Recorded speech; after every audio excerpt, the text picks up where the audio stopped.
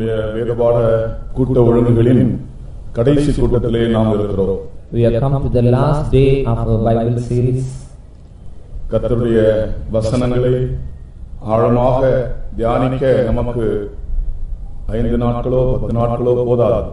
It would not be suffice for us to meditate the word of God just to 5 days or 10 days.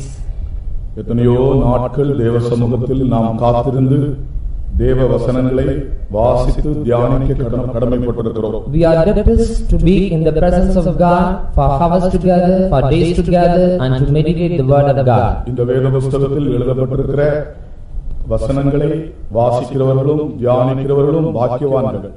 Blessed are the people, those who read the word of God and those who meditated the word of God. அதை பேசுகிறவர்களும் பாக்கியவான்கள் என்றுதான் நினைத்து அந்த வாக்கியத்தை தந்தாரே என்ற தாழ்மையோடு நானும் உங்கள் மத்தியில் நிற்கிறேன். Even I am standing in our midst saying that the one who speaks the word of God is also a blessed. With that intention only I am standing in our midst. நாம் எல்லாரும் இந்த கடைசி நாட்களில் ஜீவித்துக் கொண்டிருக்கிறோம். We are all living in these last days.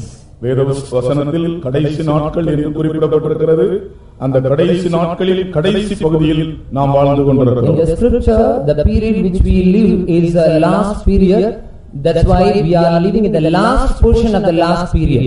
இந்த மணி நேரத்தின் தேவை தேவன் நம்மை சந்திக்க வேண்டும். அதுதான் இந்த மணி நேரத்தின் தேவை. The imminent need of us is that the Lord should meet us now.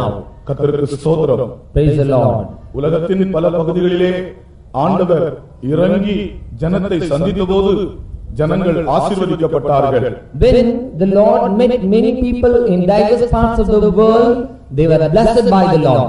ஏசாயா தீர்க்கதரிசி சொல்லுகிறார், ஆண்டவரே வானங்களை கிழித்து இறங்கும் என்று ஆண்டவரை நோக்கி மன்றாடுகிறார். Isaiah prayed unto the Lord, said, Lord, you rend the heavens and come down. வானத்தின் பலகணிகளை திறந்து ஆண்டவர் ஜனங்களை ஆசீர்வதித்துக் கொண்டே இருக்கிறார் பல பகுதிகளிலும். Even today the Lord is blessing by opening the doors of heaven and he is bestowing his blessing upon his people. எரேமியா தீர்க்கதரிசி கூட சொல்லுகிறார், இஸ்ரவேலின் நம்பிக்கையே, ஆபத்து காலத்தில் அதன் இரட்சகரே, நீர் வழிபோக்கனை போல் இருப்பானேன், நீர் கிரியை செய்யும் என்று அவரை நோக்கி சொல்லுகிறார். Even the Jeremiah prophet says, O hope of Israel, thou art the refuge at the time of affliction, you come down, why ought to be found as a base begoya. ஜனங்கள் மத்தியிலே ஒரு மனம் திரும்புதலும் சுத்திகரிப்பும் உண்டாகும்படியாக, ஜனங்கள் தேவனண்டை திரும்பும்படியாக நெகேமியா உபவாசித்து ஜெபித்து அழுதான். Nehemiah fasted, prayed and wept because that the Lord should speak to the people and the people should be repented and the people should be sanctified and purified. இந்த மதுரை மாநகரத்திலும் अनेक நெகேமியாக்கள் எழும்ப வேண்டும். Even in the city of Mejra, many Nehemiahs should arise. ஜனத்தின் விடுதலைக்காக எசேக்கியேல் பெருமூச்சு விட்டான். Ezekiel sighed for the great deliverance of the people. கர்த்தர் அவனுக்கு சொன்னார், நீ அழவும் வேண்டாம், கண்ணீர் விடவும் வேண்டாம், ஒரு பெருமூச்சு மாத்திரம் விடு என்று சொன்னார். The Lord said unto him, do not cry, do not weep, you just make it shy. எசேக்கியேல் தீர்க்கதரிசி பெருமூச்சு விட்டது போல இந்த ஷனாய் நகரத்திலும் இந்த மதுரை மாநகரத்திலும் கூட பெருமூச்சு விடுகிற தேவ மக்கள் தேவையாகிறார்கள். As Ezekiel sighed in the presence of God, even today in this Mejra city, many people are needed so that they may sigh in the presence of God. ஜனத்தின் விடுதலையை எண்ணி, இஸ்ரவேலை எண்ணி எஸ்தர் ராஜாத்தி சொன்னாள், நான் செத்தாலும் சாகிறேன் என்று சொன்னாள். Thinking about the deliverance and redemption of the people of God, Esther said, if I perish, I perish. ஓ, தன் ஜீவனையே பணயம் வைத்து ஆண்டவர் சமூகத்தில் அழுகிறவர்கள் எஸ்தரை போல இந்த பட்டணத்திலும் எழும்ப வேண்டும். Even in this city, many people should rise so that they may lay their life as a price and they should rise for the Lord. எழுப்புதலின் வெள்ளம் பெருக்கெடுத்து ஓடி இருதயங்களை நிரம்பி வழியை செய்ய வேண்டும். அருமையானவர்களே, Flood of revival should run flow and they should fill the heart of the people. Wales நாட்டில் எழுப்புதல் உண்டான போது சினிமா தியேட்டர்கள் மூடப்பட்டன. In the country of Wales, when cinema theaters were open, great revival took place. Wales நாட்டில் எழுப்புதலின் போது cinema தியேட்டர்கள் மூடப்பட்டன. In the country of Wales, when the revival occurred, all cinema theaters were opened, were closed. soil. Wales நாட்டினுடைய எழுப்புதலை பற்றி நீங்கள் படித்து பாருங்கள். அங்கே ஒரு பெரிய எழுப்புதலை, ஆவிக்குரிய எழுப்புதலை ஆண்டவர் தந்தபோது சினிமா தியேட்டர்கள் மூடப்பட்டன. When a great revival took place in the country Wales, all cinema theaters were closed. மதுபான கடைகள் அடைக்கப்பட்டன. All wine shops were closed. இந்தோனேசியாவுடைய எழுப்புதலை பற்றி நீங்கள் வாசித்து பாருங்கள். You just read about the revival which took place in the country Indonesia. இந்தோனேசியாவில் எழுப்புதல் உண்டானபோது பாவங்கள் பறந்து ஓடிப் போனன. When the revival took place in Indonesia, all sins fled away. மாய வித்தைகள் மறைந்து போயிற்று. All enchantment disappeared. மந்திரவாத தகடுகள் சுட்டெரிக்கப்பட்டன. All plates of witchcraft were burned out. அப்படிப்பட்ட ஒரு பெரிய எழுப்புதல் மதுரையிலும் தேவையா இருக்கிறது. The great revival is needed in this major city also. பாவங்கள் பறந்து போக வேண்டும். Sins should fly away. மாய வித்தைகள் மறைந்து போக வேண்டும். All enchantments should be disappeared. மந்திரவாத தகடுகள் சுட்டெரிக்கப்பட வேண்டும். All plates of witchcraft should be disappeared and burned. அப்படிப்பட்ட எழுப்புதலை விரும்புகிற கிறிஸ்தவர்கள் கரங்களை உயர்த்துங்கள் பார்ப்போம். ஹல்லேலூயா. கரங்களை உயர்த்தி கர்த்தரை கொஞ்ச நேரம் ஸ்தோத்திரம் பண்ணுவோம். அப்படி ஒரு எழுப்புதலை ஆண்டவர் மதுரைக்கு தர முடியாது. ஹல்லேலூயா. ஹல்லேலூயா.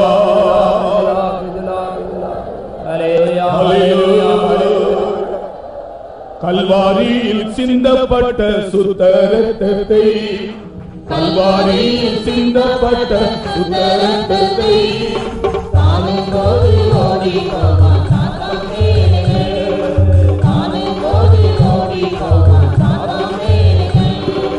கல்வாரியில் சிந்தப்பட்ட சுத்த இரத்தத்தை, கல்வாரியில் சிந்தப்பட்ட சுத்த இரத்தத்தை காணும்போது ஓடி போவான் சாத்தான் வேலைகள், காணும்போது ஓடி போவான் சாத்தான் வேலைகள். கல்வாரியிலிருந்து இயேசு கிறிஸ்துவினுடைய கைகளில் இருந்தும் கால்களில் இருந்தும் அவருடைய தலையில் இருந்தும் இரத்தம் சொட்டு சொட்டாக வடிந்து கொண்டிருப்பதை இந்த கடைசி கூட்டத்திலே நான் காண்கிறேன். In this last meeting I am seeing the blood of Jesus is being poured from the hand and head and full feet of Jesus. நம்முடைய மத்தியிலே இயேசு கிறிஸ்துவினுடைய இரத்தம் வடிந்து கொண்டிருக்கிறது. Even in our midst the blood of Jesus is pouring out. இயேசுவின் இரத்தம் எங்கே உண்டோ சாத்தானின் சேனைகள் ஓடி போகும். Where there is the blood of God, there the hosts of Satan will flee away. அந்த விசுவாசத்தோடு பாடுவோம் அதை. With that faith let us all sing this song. கல்வாரியில் சிந்தப்பட்ட சுத்த இரத்தத்தை, கல்வாரியில் சிந்தப்பட்ட சுத்த இரத்தத்தை காணும்போது ஓடி போவான் சாத்தான் வேலைகள், காணும்போது ஓடி போவான் சாத்தான் வேலைகள். கல்வாரியில் சிந்தப்பட்ட சுத்த இரத்தத்தை, கல்வாரியில் சிந்தப்பட்ட சுத்த இரத்தத்தை காணும்போது ஓடி போவான் சாத்தான் வேலைகள், காணும்போது ஓடி போவான் சாத்தான் வேலைகள். கல்வாரியில் சிந்தப்பட்ட சுத்த இரத்தத்தை, கல்வாரியில் சிந்தப்பட்ட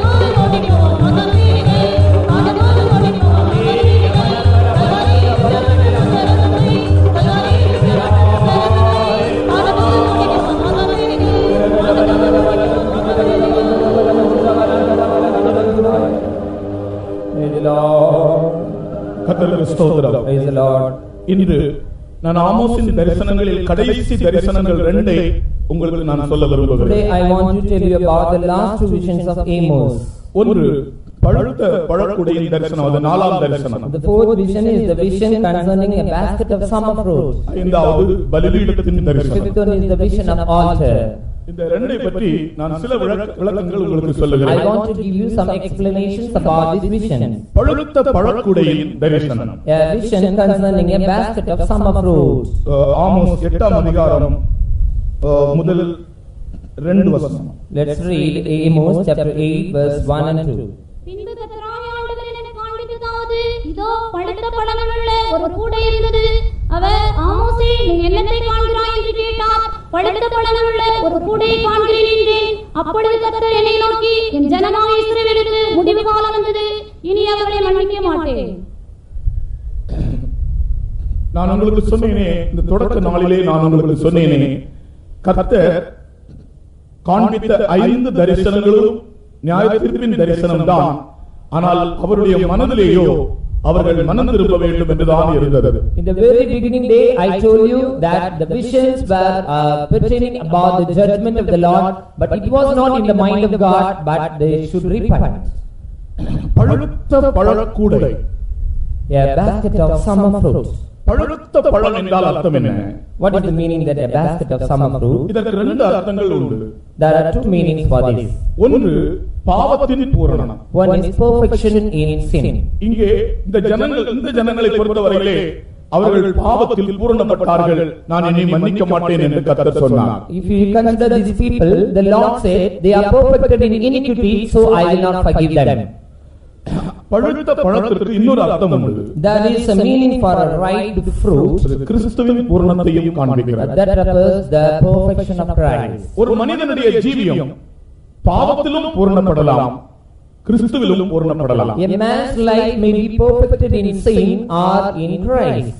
நீங்கள் இந்த வேறுபாடுகளிலே உங்கள் ஜீவியத்தில் நீங்கள் எதிலே பூரணமாகிறீர்கள் என்று நீங்களே நிதானித்துக் கொள்ள வேண்டும். In these Bible studies, you have to ponder over that in which area or in which aspect you are perfected. பாவத்தில் நாம் பூரணப்படுவதை பற்றி நான் பேச விரும்பவில்லை. I don't want to speak about that aspect of being perfected in sin.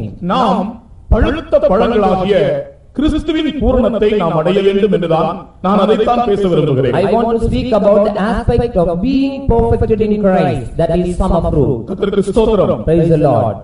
Amos காணும்போது பழுத்த பழங்கள் உள்ள ஒரு கூடையை கண்டான். Amos saw a basket of summer fruit.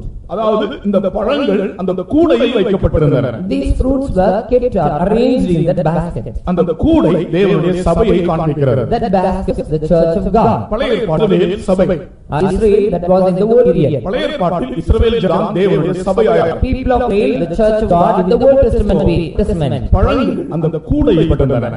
Fruits were ranged in that basket. அதாவது தேவனுடைய சபையிலே தேவ ஜனங்கள்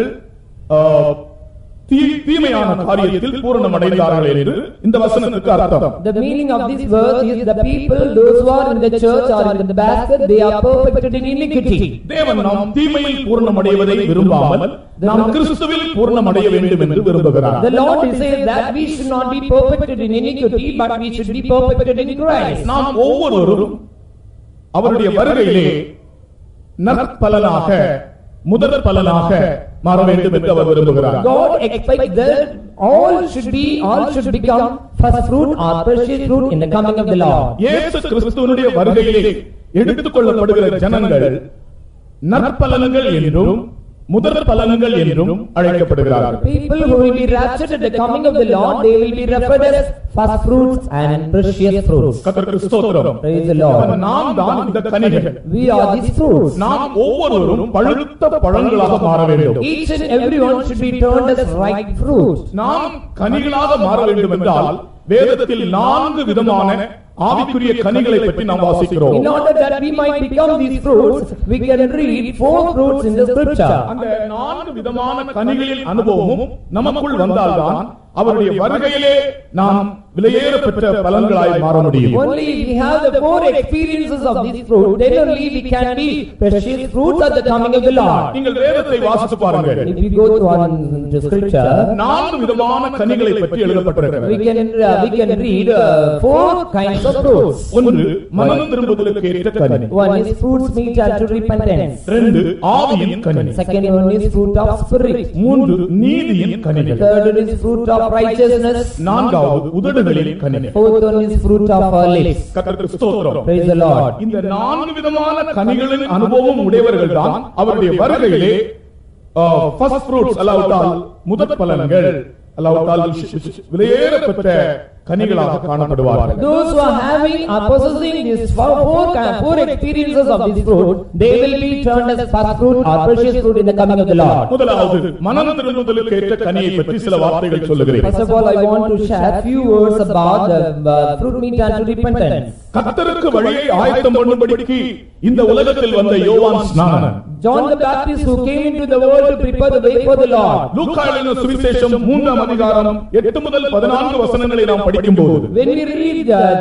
Matthew chapter 3 verses 8 to 14, Luke chapter 3 verses 8 to 14, அங்கே மனம் திரும்புதலுக்கேற்ற கனிகளை கொடுங்கள் என்று எச்சரிக்கிறார். That the Lord wants saying, give fruit meet unto repentance. கோடரியானது மரத்தின் வேரருகில் வைக்கப்பட்டிருக்கிறது. Axe is laid under the root of the tree. நல்ல கனி கொடாத மரமெல்லாம் வெட்டுண்டு அக்கினியிலே போடப்படும். The tree which beareth not good fruit will be cut down and cast into the fire. பிரியமானவர்களே, எனக்கு இந்த யோவான் ஸ்நானனை பற்றி பேசும்போது என்னுடைய உள்ளத்தில் ஒரு பெரிய ஒரு உணர்ச்சி வருவது. Beloved ones, when I speak about John the Baptist, I have a great feeling. 6 மாதம் தான் அவன் ஊழியம் செய்தான். He did ministry only for 6 months. 6 மாத ஊழியத்திற்காக Just for 6 months ministry. அவன் अनेक வருடங்கள் தன்னை ஆயத்தப்படுத்திக் கொண்ட ஒரு நீதிமான். He was a righteous man who prepared himself for many long years. 6 மாத ஊழியத்திற்காக अनेक வருடங்கள் தனக்கு பயிற்சி கொடுத்தவன் இந்த யோவான் ஸ்நானன். This John the Baptist, he practiced himself so that he may do the ministry just for 6 days, but he took exercise for so many long years. கர்த்தருக்கு ஸ்தோத்திரம். Praise the Lord. நாம் ஒரு சிறிய ஊழியத்தை செய்ய வேண்டுமானாலும் கூட பல மணி நேரங்கள் பல நாட்கள் அதற்காக நாம் பயிற்சி நமக்கு கொடுக்க வேண்டும். In order to do a small ministry, we have to give exercise or training for so many long years. ஒரு ஆளுடத்திலே ஒரு வார்த்தை சுவிசேஷம் சொல்ல வேண்டுமானாலும் கூட, ஒரு ஆளுடத்தில் பேச வேண்டுமானாலும் கூட அதற்காக சில மணி நேரங்கள் உன்னை நீ ஆயத்தப்படுத்திக் கொள்ள வேண்டும். Even in order to utter a small word of gospel to any person, you must prepare yourself for the harvest together. நாம் ஒரு ஆர்டிகிள் எழுத வேண்டுமானாலும் கூட, if I have to write an article, ஒரு கட்டுரை எழுத வேண்டுமானாலும் கூட, I have to write an article, அதற்காக நம்மை நாம் ஆயத்தப்படுத்திக் கொள்ள வேண்டும். I must prepare myself. எனக்கு என்னுடைய ஒரு சாட்சியை நான் சொல்லுகிறேன். I want to tell you about my testimony. நான் கோவாவில் ஊழியம் செய்யும்போது, when I was doing ministry in Goa, மேய்ப்பனும் ஆடுகளும் என்கிற ஒரு கட்டுரை எழுதினேன். Then I wrote about article about shepherd and sheep. நீங்கள் பெந்தேகோஸ்தே பேரவையிலே படித்திருப்பீர்கள் என்று நினைக்கிறேன். You might have read about the Pentecostal பேரவை. இந்த சில வருஷங்களுக்கு முன்னதாக, some years ago, அதிலே மரண பள்ளத்தாக்கை நான் மரண பள்ளத்தாக்கினுடாய் போனாலும் அந்த விஷயம் வந்தபோது, when a topic comes that when I go through the valley of death, அந்த ஆர்டிகிள் எழுதி முடித்த அந்த வாரத்தில் தானே பெரிய ஒரு நெருக்கமான சூழ்நிலையை நான் சந்தித்தேன். At the very end of the week when I wrote the article, I had to face a very big trial. மரண பள்ளத்தாக்கின் வழியாகவே போக வேண்டியதாக, I had to go through a valley of death. கர்த்தருக்கு ஸ்தோத்திரம். Praise the Lord. அப்பொழுதுதான் ஒரு பரிசுத்தவான் சொல்லிக் கொடுத்தார். At the time only a saint has taught me, நம்முடைய ஊழியத்துக்கு முன்னே நம்மை நாம் ஆயத்தப்படுத்திக் கொள்ள வேண்டும். we have to prepare ourselves before we do ministry. யோவான் ஸ்நானனின் ஊழியம் வெறும் 6 மாத ஊழியம். Ministry of John the Baptist is just only 6 months. 6 மாத ஊழியத்திற்காக अनेक வருடங்கள் வனாந்தரத்தில் தன்னை ஆயத்தப்படுத்திக் கொண்டவன் இந்த யோவான் ஸ்நானன். John the Baptist was in the wilderness. He had to prepare himself for so many long years to do this 6 month ministry. கர்த்தருக்கு ஸ்தோத்திரம். Praise the Lord. அவன் தான் சொல்லுகிறான், மனம் திரும்புதலுக்கேற்ற கனிகளை கொடுங்கள். He only says, give fruits unto repentance. அவனிடத்தில் பல 3 விதமான ஜனங்கள் வந்தார்கள். 3 groups of people approached him. முதலாவது பொது ஜனங்கள் அவனிடத்தில் வந்தார்கள் என்று வாசிக்கிறோம். First of all, common people, they came unto him. மனம் திரும்புதலுக்கேற்ற கனியை என்று சொன்ன உடனே அவர்களுக்கு என்ன என்று தெரியவில்லை. When he told that you should give fruit unto repentance, they did not know. ஜனங்கள் வந்து அவனிடத்தில் கேட்கிறார்கள், நாங்கள் என்ன செய்ய வேண்டும் They என்று. came and asked what we should do. லூக்கா 3:4 ஜனங்கள் அவரிடத்தில் வந்து கேட்கிறார்கள், நாங்கள் என்ன செய்ய வேண்டும். They came and asked what we should do. அப்பொழுது அவன் சொல்லுகிறான், Then he told, 2 அங்கிகளை உடையவன் இல்லாதவனுக்கு கொடுக்க கடவன். he that had 2 coats, let him impart to him that had none. ஆகாரத்தை உடையவனும் அப்படியே செய்ய கடவன். And he that had meat, let him do likewise. பாருங்கள், மனம் திரும்புதலுக்கேற்ற கனியை கொடுங்கள் என்று யோவான் ஸ்நானன் பிரசங்கித்த உடனே நாங்கள் என்ன செய்ய வேண்டும் என்று பொது ஜனங்கள் கேட்டார்கள். அதற்கு அவன் கொடுத்த பதில், 2 அங்கிகளை உடையவர்கள் இல்லாதவர்களுக்கு கொடுங்கள். When John the Baptist preached saying, give fruits meet unto repentance, at the time people asked him saying, what shall we do? Then he answered unto them, he that has 2 coats, let him impart to him that has none. ஒருவன் மனம் திரும்பும்போது, when a man would repent, ஒருவன் மனம் திரும்பும்போது when a man would repent, அவனுக்குள்ளே சில இரக்க சுபாவங்களும் உண்டாகின்றன. he will get some merciful characters within himself. கர்த்தருக்கு ஸ்தோத்திரம். Praise the Lord. இரக்க சுபாவங்கள் நமக்குள் இல்லாவிட்டால் நாம் சரியாக மனம் திரும்பவில்லை என்றுதான் அர்த்தம். If we do not have merciful character within us, that is we have not repented properly. அடுத்ததாக ஆயக்காரர்கள் அவரிடத்தில் வந்தார்கள். And next people, publicans came. ஆயக்காரர்கள் Publicans. அவர் வந்து நாங்கள் என்ன செய்ய வேண்டும் என்று கேட்டார்கள். They asked him what we should do. அப்பொழுது யோவான் சொன்னான், உங்களுக்கு கட்டளையிட்டிருக்கிறதற்கு மேலாக நீங்கள் ஒன்றையும் வாங்கக்கூடாது, கைக்கூலி வாங்கக்கூடாது என்று அர்த்தம். Then he told, don't get any bribe, except no more than that is appointed you. அநீதியாக 5 பைசா கூட உன் வீட்டில் வரக்கூடாது. மனந்திரும்புதலின் கனி எது என்று கேட்டவுடனே இவன் சொல்லிக் கொடுத்த பதில். That is the answer which was given to the publican when they asked him, when they asked this question. Even 5 paise, that is unrighteous bride should not come to your house. அநீதியான வருமானம் உன் வீட்டிற்குள் வரக்கூடாது. Unrighteous bride should never come to your house. மனம் திரும்பினேன் என்று சொன்னாலும் கைக்கூலி வாங்குறவர்களுக்கு இதை நான் சொல்லுகிறேன். Though you say that you repent, but if you get bribe, as to you I say. Let's read the verse. நோக்கி போதகரே நாங்கள் என்ன செய்ய வேண்டும் என்று கேட்டார்கள். ஆயக்காரர்கள் அதற்கு அவர் உங்களுக்கு கட்டளையிட்டிருப்பதற்கு அதிகமாய் ஒன்றும் வாங்காதீர்கள் என்றார். உங்களுக்கு கட்டளையிட்டிருப்பதற்கு அதிகமாய் ஒன்றும் வாங்காதீர்கள். Exact no more than that which is appointed you. அவர்களுடைய சம்பளம் தான் அவர்களுக்கு வருமானம், வேறொரு வருமானம் இல்லை. Their salary should be their income, nothing they should get unnecessarily. கர்த்தருக்கு ஸ்தோத்திரம். Praise the Lord. அடுத்ததாக போர் சேவகர்கள் வருகிறார்கள். Then soldiers approached him. மிலிட்டரிக்காரர்கள் வர்றாங்க. Military people came over there. நாங்கள் என்ன செய்ய வேண்டும் என்று கேட்டார்கள். What we should do? போலீஸ்காரர்கள் வருகிறார்கள். நாங்கள் என்ன செய்ய வேண்டும்? Police people they came and they asked. இங்கே போர் சேவகர்கள் என்று சொல்லப்பட்டிருக்கிற வார்த்தை அந்த நாட்களில் போலீஸ் என்கிற வார்த்தை இல்லை. இந்த போர் சேவகர்கள் என்று அழைக்கப்பட்டார்கள்.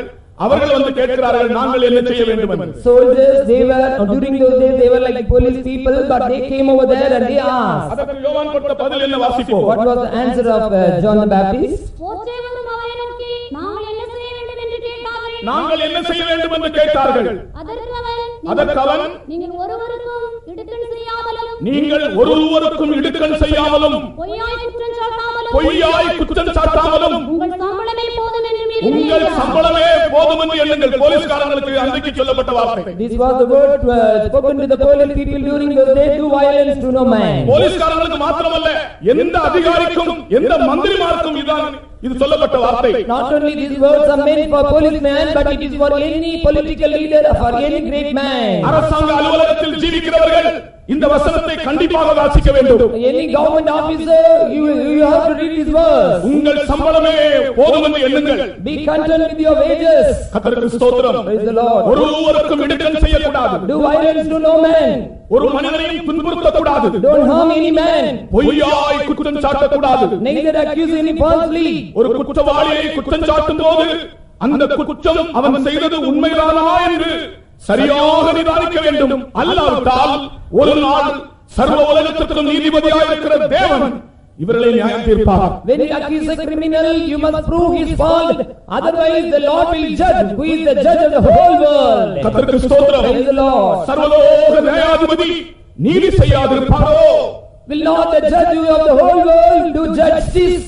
நம்முடைய தேவன் சர்வலோக நியாயாதிபதியாக இருக்கிறார். Our God is the God, judge of the whole world. குற்றமுள்ளவர்கள் யாரென்றும் குற்றமற்றவர்கள் யாரென்றும் our அறிகிறார். He knows who is the criminal and who is the innocent people. கர்த்தருக்கு ஸ்தோத்திரம். Praise the Lord. மனம் திரும்புதலுக்கு ஏற்ற கனிகளை கொடுங்கள். Give forth fruit meet unto repentance. இந்த மனம் திரும்புதல் என்ற வார்த்தைக்கு மூல பாஷையிலே மென்டானியோ என்ற வார்த்தை உபயோகிக்கப்பட்டிருக்கிறது. மென்டானியோ. The original word for this word repentance in the is மென்டானியோ.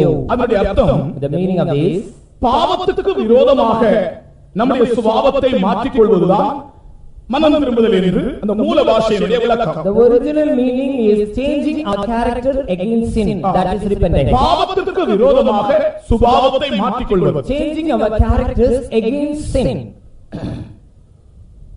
Doctor Smith என்ற ஒரு வேத பண்டிதர் இருந்தார். There was a Bible scholar called Dr. Smith. அவர் இந்த மனம் திரும்புதலுக்கு ஒரு விளக்கம் கொடுக்கிறார். He gave an explanation about repentance. மனம் திரும்புதல் என்றால் it is an about turn என்று சொல்லுகிறார். Repentance means that it is about turn. அதாவது சென்று கொண்டிருந்த திசைக்கு நேர் எதிர் திசையிலே செல்வது. That is going to the direction where we go to the right direction, we are just turning back. இப்படி இந்த திசையில பிரயாணம் பண்ணி கொண்டிருந்த The man who travels towards forward direction, he is just turning back. மனம் திரும்புதல் என்பது ஒரு about turn. Repentance means about turn. பாவத்தை நோக்கி சென்று கொண்டிருந்தவன் பரிசுத்தத்தை நோக்கி திரும்பி செல்கிறான். The man who goes towards holiness is going towards holiness. தீமையை நோக்கி சென்று கொண்டிருந்தவன் நன்மையை நோக்கி செல்கிறான். A man goes towards evil is going towards goodness. நரகத்தை நோக்கி சென்று கொண்டிருந்தவன் பரலோகத்தை நோக்கி திரும்புகிறான். A man goes towards hell is going towards heaven. கர்த்தருக்கு ஸ்தோத்திரம். Praise the Lord. இதுதான் டாக்டர் ஸ்மித் கொடுக்கிற விளக்கம் மனம் திரும்புதலுக்கு. This is the explanation given by Dr. Smith. ஆனால் இவர்கள் இப்படி எத்தனையோ பேர் சொல்லியிருக்கிறார்கள். எனக்கு சமயம் இல்லை, ஆனால் சுருக்கமாக சொல்லுகிறேன். Like many people have given many explanations, but I don't have time to explain. இந்த மனம் திரும்புதலுக்கு இயேசு கொடுத்த ஒரு விளக்கம் என்ன தெரியுமா? But the explanation given by Jesus, you know, யூதருக்கு போதகனான ஒரு ஞானி இருந்தான். there was a wise man who was the preacher who was அவனுடைய பெயர் நிக்கதேமு. His name is Nicodemus. அந்த நிக்கதேமுவிடத்திலே இயேசு இந்த மனம் திரும்புதல் என்றால் என்ன என்று சரியான விளக்கம் சொன்னார். And to him the Lord gave him a proper explanation. அந்த விளக்கம் என்ன? You know, இந்த மறுபடியும் பிறப்பது, அதாவது மனம் திரும்புதல் என்பது ஒரு பிறப்பு என்று சொன்னார். that is repentance means birth. தாயின் வயிற்றில் பிறந்த ஒரு மனிதன் மறுபடியும் பிறவாவிட்டால் பரலோக ராஜ்யத்தில் பிரவேசிக்க மாட்டான். A man who is born out of his mother's womb, if he will not burn again, he cannot enter into the kingdom of heaven. பரலோக ராஜ்யத்தை காணவே மாட்டான். He cannot see the kingdom of God. ஒருவன் மறுபடியும் பிறவாவிட்டால் அவன் தேவனுடைய ராஜ்யத்தை காண மாட்டான். Except a man be born again, he cannot see the kingdom of God. நான் அதை வாசித்தபோது கர்த்தராகிய இயேசு கிறிஸ்துவினுடைய ஞானம் எவ்வளவு பெரிய ஒரு ஞானம் பாருங்கள். இது ஒரு பிறப்பு என்று உலகத்தில் உள்ள ஒரு மனுஷன் சொல்லவே இல்லை. When I read the verse, I could know what the great wisdom of our Lord. ஆகையால் தான் இந்த நாட்களிலே சுவிசேஷம் அறிவிக்கிறோம், நீங்கள் மறுபடியும் பிறக்க வேண்டும் என்று. That's why we are preaching the gospel, saying you repent. ஒருவன் மறுபடியும் பிறப்பது கர்த்தருடைய வசனத்தினாலே. A man can be born again only through the word of God. பைபிளில் எழுதப்பட்டிருக்கிற வசனங்கள் தேவனுடைய வார்த்தைகள்.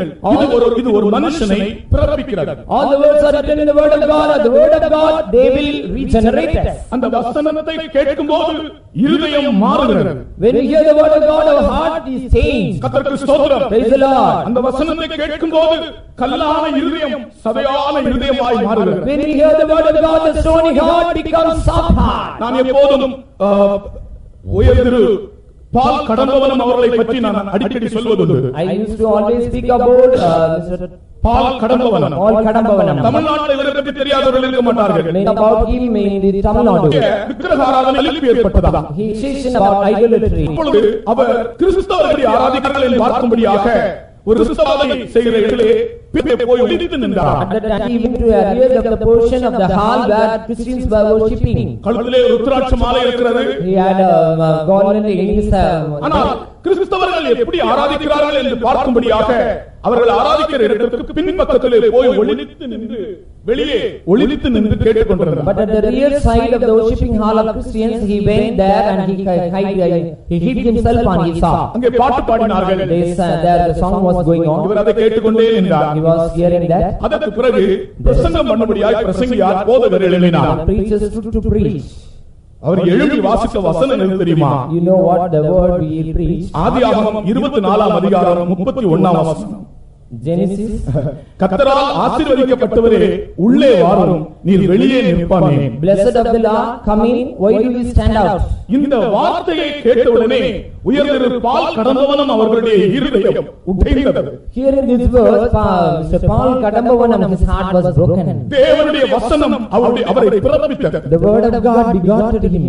அந்த இடத்திலேயே கழுத்தில் இருந்த ருத்ராட்ச மாலையை அறுத்து எறிந்தாராம். In the same place he removed the chain of his out of his neck. அன்று அவருடைய இரட்சிப்பின் நாள், மனம் திரும்புதலின் நாள். That is the day of his repentance. தேவனுடைய வசனத்தை நீ உன்னிப்பாய் கவனிப்பாய் என்றால் அது உன்னை பிறப்பித்துக் கொண்டே இருக்கும். If you keenly observe the word of God will regenerate you. நீ தாயின் வயிற்றிலே பிறந்து ஒருவேளை உனக்கு 10 வயது இருக்கலாம், 15 வயது இருக்கலாம், 20, 30, 40, 50, 60, 70 வயது இருக்கலாம்.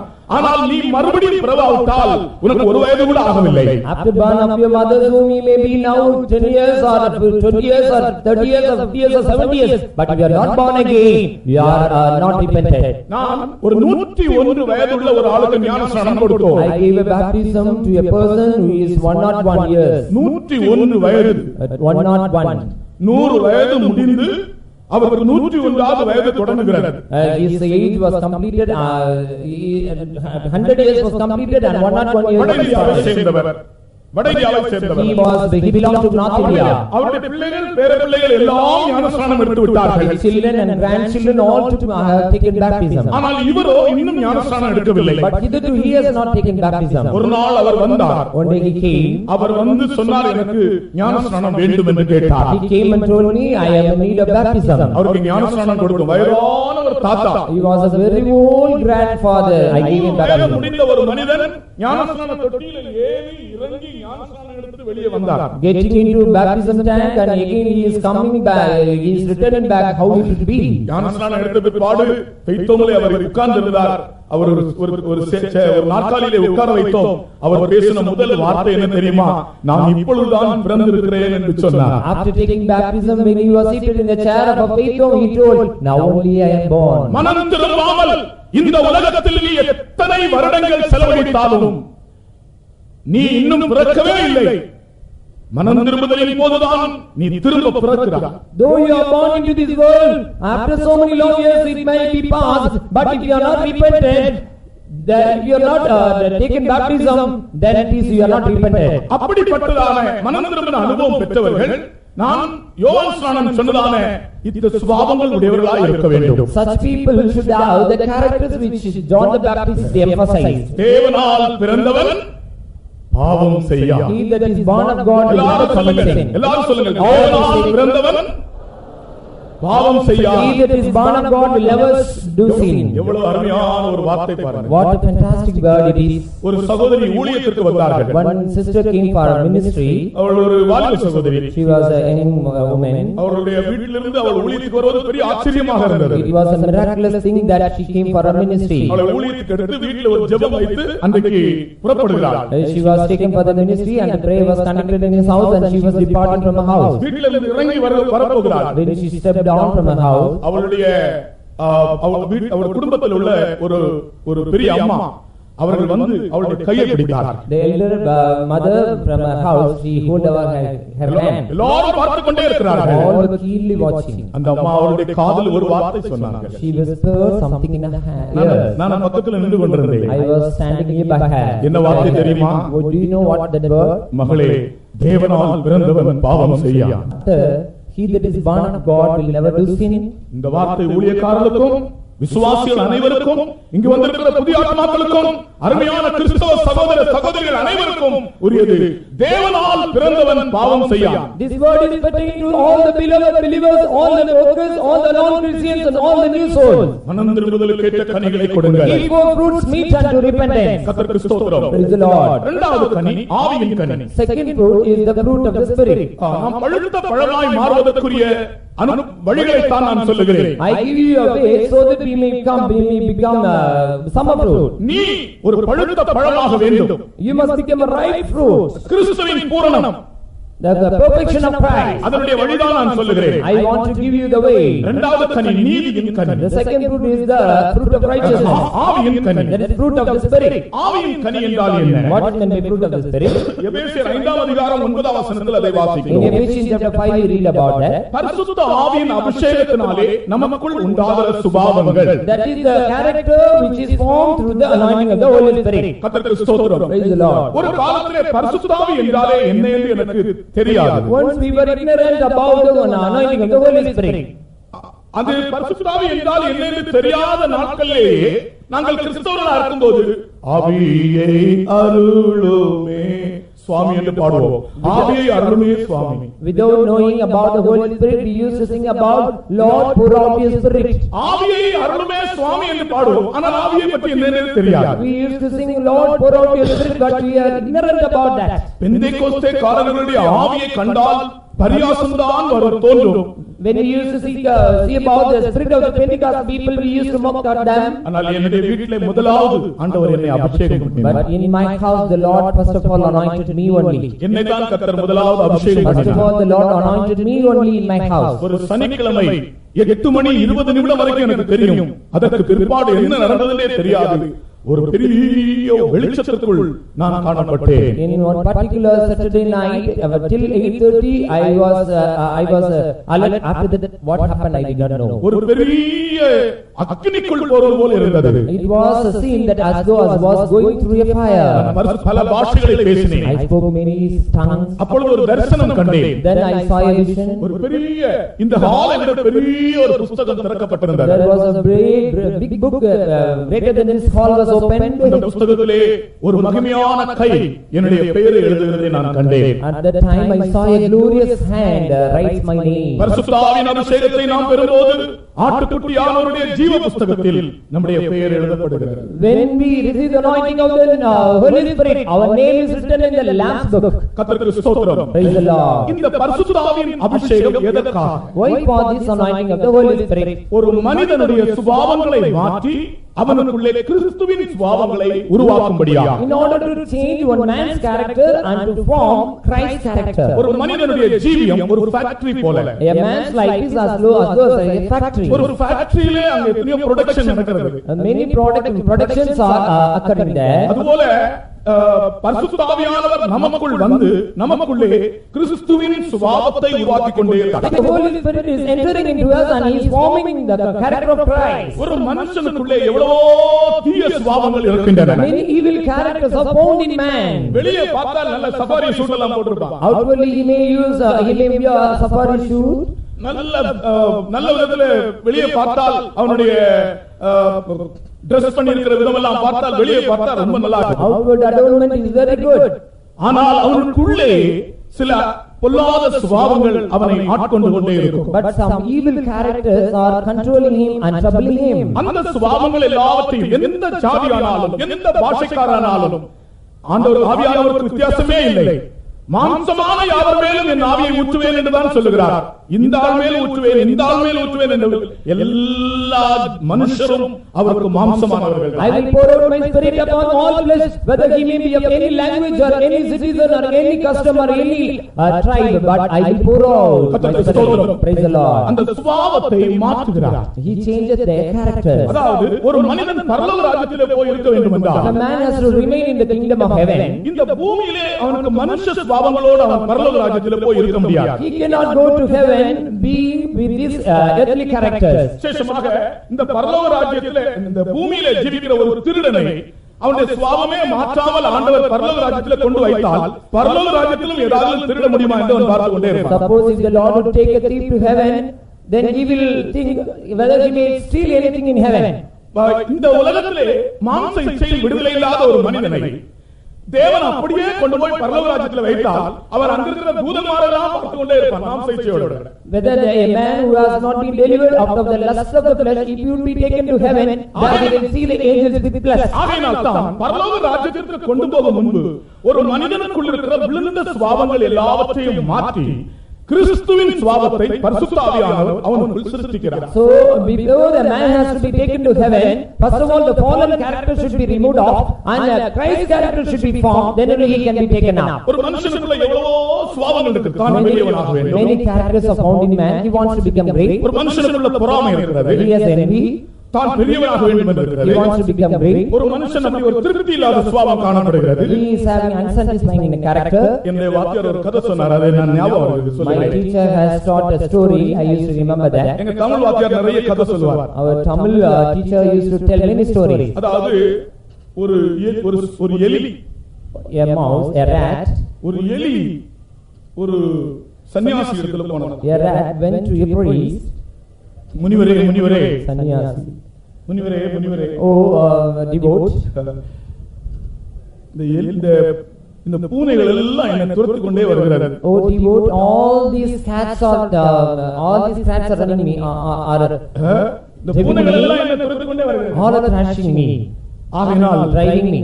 தயவு நான் எலியா இருக்கிறதுனால தானே இந்த பூனைகள்லாம் என்னை துரத்துறது, என்னை நீ பூனையாய் மாற்றுகிறாய் என்று கேட்டான். So because I am a cat, that's why they are because I am a rat, that's why they are driving me. So will you not make me as a cat? உடனே அந்த முனிவர் என்ன கொஞ்சம் தண்ணி எடுத்து தெளித்தாராம், உடனே அது பூனையா மாறிச்சு. Then the devote sprinkled some water upon the rat and it became a cat. இப்போ இந்த பூனை தெருவுல போச்சு. Now this cat is going in the road. தெருவுல போன நாயெல்லாம் சேர்ந்து இந்த பூனையை துரத்துது. Now all dogs are driving this cat. இந்த பூனை திரும்பி வந்தது. This cat returning to the devote. முனிவரே, இந்த நாயெல்லாம் என்னை துரத்துதே, நான் ஒரு நாயா இருந்தா அந்த நாய்கள் என்னை துரத்தாதே, என்னை ஒரு நாயா பண்ண மாட்டீங்களா? Devote, I am a cat, that's why all these dogs are driving me. If you make me as a dog, then others will not drive me. முனிவர் தண்ணி தெளிச்சார். Then the devote sprinkled some water. உடனே அது நாயா மாறிச்சு. Then it became a dog. இந்த நாய் காட்டுக்கு வேட்டைக்கு போச்சு. It went for hunting.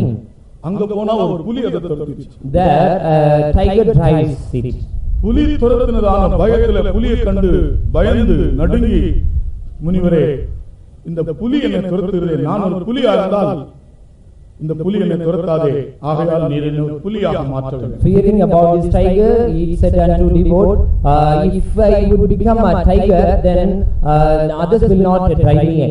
மனுஷனுடைய எண்ணம் பாருங்கள், எப்படி எல்லாம் போகிறது பாருங்கள். You just see the intentions of man. உடனே முனிவர் என்ன பண்ணிட்டாரா? Then devote did. அந்த நாயோட மேல ஒரு தண்ணி தெளிச்சார், உடனே புலியா மாறிச்சு. He sprinkled some water upon that dog and it became a tiger. இது புலி ஆன உடனே பெரிய கர்வம் ஆயிடுச்சு. வழியில வந்ததான மிருகங்கள் எல்லாம் கடிச்சு கொதறி ரத்தம் குடிக்க ஆரம்பிச்சு. After it became a tiger, it devoured all the animals came across the way. உடனே இதுக்கு ஒரு எண்ணம் வந்ததாம். Afterwards he had a thought, அந்த முனிவரை கடிச்சு அவருடைய ரத்தத்தை குடிக்கணும். we must kill that devote and drink his blood. அந்த ஆசையோட அது அங்கிருந்து முனிவர் நோக்கி வந்து கொண்டிருந்தது. With that desire, it approached that devote. அது தூரத்துல வரும்போதே முனிவருக்கு தெரிஞ்சு போச்சு, இது ரத்தம் குடிக்க தான் வருது. When it was going, it was coming afar off, he could know that it comes to take my blood. அட நந்தி கட்ட புலியே, நான் உன்னை புலியா மாற்றேன், நீ என் ரத்தத்தை இருக்க வரையான்னு சொல்லி தண்ணி தெளிச்சிட்டார். Oh ungrateful dog, I will turn you as a tiger, but you are coming to take my blood. So he sprinkled water upon it. இப்போ எலியா மாறிடுச்சு. Now it became a rat. Now he takes the stick and drives it. தலவலச்சு தம்பரா பண்ணி ஓடிடுச்சு. It went away. ஒரு மனுஷனுடைய சுபாவம் அப்படிதான். தேவன் அவனை வைத்திருக்கிற நிலவரத்திலே அவன் இருக்க மாட்டான். அவன் எதையோ காரியங்கள் எல்லாம் விரும்புகிறான். அவனுக்குள்ளே ஆசை வருகிறது, அவனுக்குள்ளே பணாசை வருகிறது, அவனுக்குள்ளே பெரியவனாக வேண்டும் என்ற எண்ணம் வருகிறது, அவனுக்குள்ளே அவன் ஒரு எலெக்ஷனில் நிற்க வேண்டும் என்கிற ஒரு எண்ணம் வருகிறது, தான் ஒரு பெரிய சீட் போய் உட்கார வேண்டும் என்கிற எண்ணம் வருகிறது, தான் ஒரு மினிஸ்டர் ஆக வேண்டும் என்கிற எண்ணம் வருகிறது. இதற்காக எல்லோரும் மனிதன் நடப்பிக்கிறான், பொய் சொல்லுகிறான். ஆனால் பரிசுத்த ஆவியானவர் மனிதனுடைய சுபாவத்தை மாற்றுகிறார். Like this man is not content in the state where he is, he wants to become great in the world, but the Holy Spirit only changes the character in him. உனக்குள்ளே இருக்கிற சுபாவம் தேவன் உன்னை ஆசீர்வதிப்பதற்கு தடையாய் இருப்பதை நீ அறியாமல் ஜீவித்துக் கொண்டிருக்கிறாய். என் மகனே, நான் உன்னோடு பேசுகிறேன், கர்த்தர் சொல்லுகிறார். My son, I speak unto you, the thing which is in you is hindrance, so that the Lord may not bless you. உன்னுடைய சுபாவத்தை மாற்ற நீ என் ஆவியானவருக்கு உன்னை ஒப்புக்கொடு. You surrender yourself so that the Spirit of the Lord may change your character. நான் என்னுடைய ஆவியால் உன்னை நிரப்புவேன். I will fill you with my Spirit, கர்த்தர் சொல்லுகிறார். the Lord says. மனிதனுடைய சுபாவத்தை மாற்ற பரிசுத்த ஆவியானவருக்கே அல்லாமல் வேறு யாராலும் முடியாது. In order to change man's character, it is possible only through the Holy Spirit. There is nothing else. பரிசுத்த ஆவியானவருக்கு வேத புத்தகத்தில் earnest என்கிற ஒரு வார்த்தை கொடுக்கப்பட்டிருக்கு. அச்சாரம். In the Holy Scripture we can read the Holy Spirit is referred as earnest. நீங்கள் எபேசியர்களின் நிருபத்தை வாசித்தால் தெரியும். If you read Ephesians, மூன்று இடங்களிலே பரிசுத்த ஆவியானவருக்கு அச்சாரம் என்கிற பெயர் கொடுக்கப்பட்டிருக்கு. in 3 places we can read the Holy Spirit as an earnest. 2 கொரிந்தியர் 1ஆம் அதிகாரம் 22ஆம் வசனத்திலும் 2 Corinthians chapter 1 verse 22, 2 கொரிந்தியர் 5ஆம் அதிகாரம் 5ஆம் வசனத்திலும் 2 Corinthians chapter 2 verse 5, chapter 5 verse 5, chapter 5 verse 5, எபேசியர் 1ஆம் அதிகாரம் 14ஆம் வசனத்திலும் Ephesians chapter 1 verse 16. பரிசுத்த ஆவியானவருக்கு அச்சாரம் என்ற பெயர் கொடுக்கப்பட்டிருக்கிறது. Holy Spirit is referred as an earnest. அதற்கு இங்கிலீஷ்ல earnest என்ற வார்த்தை. In English it is earnest. இந்த earnest என்கிற வார்த்தையினுடைய அர்த்தம் என்ன தெரியுமா? You know what is the meaning of this word earnest? அதற்கு 3 அர்த்தங்கள் உண்டு. There are 3 meanings for this. earnest என்கிற வார்த்தைக்கு 3 அர்த்தங்கள் உண்டு. There are 3 meanings for this word earnest. முதலாவது ஒரு குறிப்பிட்ட காரியத்தில் கருத்தாய் இருப்பதுதான் earnest. For a particular thing, if a man has a great concern, that is earnest. இரண்டாவது Second one is earnest என்ற வார்த்தைக்கு ஒரு வீட்டிற்கோ ஒரு நிலத்திற்கோ ஒரு பொருளுக்கோ கொடுக்கிற advance. the earnest means that is the advance which we give for a house, for a land. கர்த்தருக்கு ஸ்தோத்திரம். Object, praise the Lord. அது அட்வான்ஸ் ஆய் That கொடுக்கப்பட்டிருக்கிறது. will be given as an advance. மூன்றாவது ஒரு அர்த்தம் வந்து The third meaning is வரப்போகிற காரியத்தை முன்னதாகவே ருசிக்கிற அனுபவம். foretasting experience. foretasting the experience that the things to come. வரப்போகிற அனுபவத்தை முன்னதாகவே ருசிக்கும்படியாக பரிசுத்த ஆவி கொடுக்கப்பட்டிருக்கிறது. Holy Spirit is given so that you may foretaste the things to come. அதாவது பரலோகத்தின் அனுபவங்களை பூமியில் இருக்கும்போதே டேஸ்ட் பண்ணுவதற்காக பரிசுத்த ஆவி கொடுக்கப்பட்டிருக்கிறது. In order to experience the heavenly experience in this earth itself, Holy Spirit is given. பூமிக்குரிய ஒரு ஜீவியம், இந்த பூமியிலே நாம் ஜீவிக்கிற ஜீவியம் இது ஒரு ட்ரைனிங் பீரியட் போல. So the life which we live in this earth is a training period. இந்த பூமியிலே நீ பரலோகத்தை அனுபவிக்காவிட்டால் பரலோகத்துக்குள் நீ போக முடியாது. If you do not enjoy heaven in this earth, you cannot enter into heaven. அதற்கு நமக்கு உதவி செய்கிறவர் பரிசுத்த ஆவியானவர்தான். Helper for that, Holy Spirit is our helper. இயேசு கிறிஸ்துவினுடைய திவ்ய சுபாவங்களை நாம் அனுபவிக்கும்படி அவர் உதவி செய்கிறார். He helps us so that we may obtain the divine characters of Christ. பாருங்கள், ஒரு பொல்லாத மனுஷனை நாங்கள் மெட்ராஸ்ல ஒரு யூத் மீட்டிங் நடத்தின போது ஒரு வாலிபன் எழுந்து சாட்சி சொன்னான். When we conducted a youth meeting in Madras, a young boy testified. எனக்கு ஆச்சரியமாக இருந்தது அருமையானவர்களே. It was a very marvelous thing for me. நான் உங்களுக்கு முன்பாக அந்த ஆவிக்குரிய அனுபவத்தை நீங்கள் அறிந்து கொள்ளும்படி அதை சொல்லுகிறேன். That you may get progress in your spiritual life, I tell you this. ஒரு வாலிப சகோதரன் எழுந்து சாட்சி சொன்னான். A young brother testified. ஒரு காலத்தில் எனக்கு மாம்ச இச்சையில் விடுதலையே இல்லை. Once I had no deliverance in the lust of the flesh. ஆனால் நான் உண்மையாக கர்த்தர் சமூகத்தில் சொல்லுகிறேன், நான் எந்த காரியத்தில் எனக்கு விடுதலை இல்லாமல் இருந்ததோ அந்த காரியத்தில் எனக்கு கர்த்தர் பரிபூர்ணமான விடுதலையை ஆவியானவர் எனக்கு தந்திருக்கிறார் என்று ஒரு வாலிபன் சாட்சி சொன்னான். But in the presence of God he testified saying, in which matter I was not able to be delivered, in the same matter the Lord has delivered me. ஒரு வாலிபனுக்கு அப்படி சாட்சி உண்டானால் வேற யாருக்கு அதை சொல்ல முடியாது. If a young brother had such a testimony, ஒரு காலத்திலே அத்தனை லட்சம் அத்தனை ஆயிரம் ஜனங்களுக்கு முன்பதாக திறந்த இதயத்தோடு சொன்னார்கள், ஒரு காலத்திலே நான் ஒரு சமாரியா ஸ்திரியாக இருந்தேன், இப்பொழுதோ நான் என் இயேசுவின் பிள்ளையாக இருக்கிறேன். Once I was a Samaritan woman, now I am a child of Jesus. அத்தனை ஆயிரம் ஜனங்களும் அந்த சாட்சியின் வார்த்தை கேட்ட உடனே அமைதலாக இருந்தார். All thousands of people when they heard her testimony, they அவர்கள் kept சொன்னது quiet. உண்மையாக இருந்தது. It was a true thing. நான் அந்த இடத்திலேயே கண்ணீர் வடித்தேன் அருமையானவர்களே. That place itself I shed tears. ஒரு மனிதனுடைய சுபாவத்தை ஆவியானவர் எப்படி மாற்றுகிறார் பாருங்கள். How the Spirit of the Lord changes one man's character. நீ மற்றவர்களை அடிக்கிற ஒரு மனிதனாய் இருந்தால், If you are a person who beats others, நீ சந்தர்ப்பம் வரும்போது கெட்ட வார்த்தை பேசுகிறவனாய் இருந்தால், when occasion comes if you speak bad words, உனக்கு பரலோக ராஜ்யத்தில் பங்கில்லை. there is no part in heaven. ஆவியானவர் உன்னை ஆவியின் கனி உடையவனாய் மாற்றுகிறார். The Spirit of the Lord changes you so that you may have the spirit of the fruit. கெட்ட வார்த்தை பேசுகிறவனே, உன் வாயினின்று அந்த கெட்ட வார்த்தை ஆவியானவர் மாற்றி நீ நல்ல வார்த்தைகளை பேசும்படி உனக்கு அருள் செய்கிறார். The one who speaketh bad words, the Spirit of the Lord changeth you, and so that you may speak good words. பொய்யே பேசாத ஒரு வாழ்க்கையை தருகிறார். The Lord giveth you a life so that you may not speak any lie. இந்த ஜனவரி மாதத்திலிருந்து 2004 வருடம் ஜனவரி மாதத்திலிருந்து இது ஜூன் மாதம் வரைக்கும் ஒரு பொய்யும் சொல்லாமல் எத்தனை பேர் ஜீவிக்கிறீர்கள்? From January to June this year 2004, hitherto I have not lied anything. How many of you have said like this? பொய் பேசாத ஒரு வாழ்க்கை, A life without lying. சாத்தியமா என்கிற ஒரு கேள்வி வரும். Is it possible? You may ask a question. விசுவாச ஜீவியம் செய்கிற தேவனுடைய மக்களுக்கு பொய் பேச வேண்டிய அவசியமே இல்லை. Those who are doing faith life, it is unnecessary for them to lie.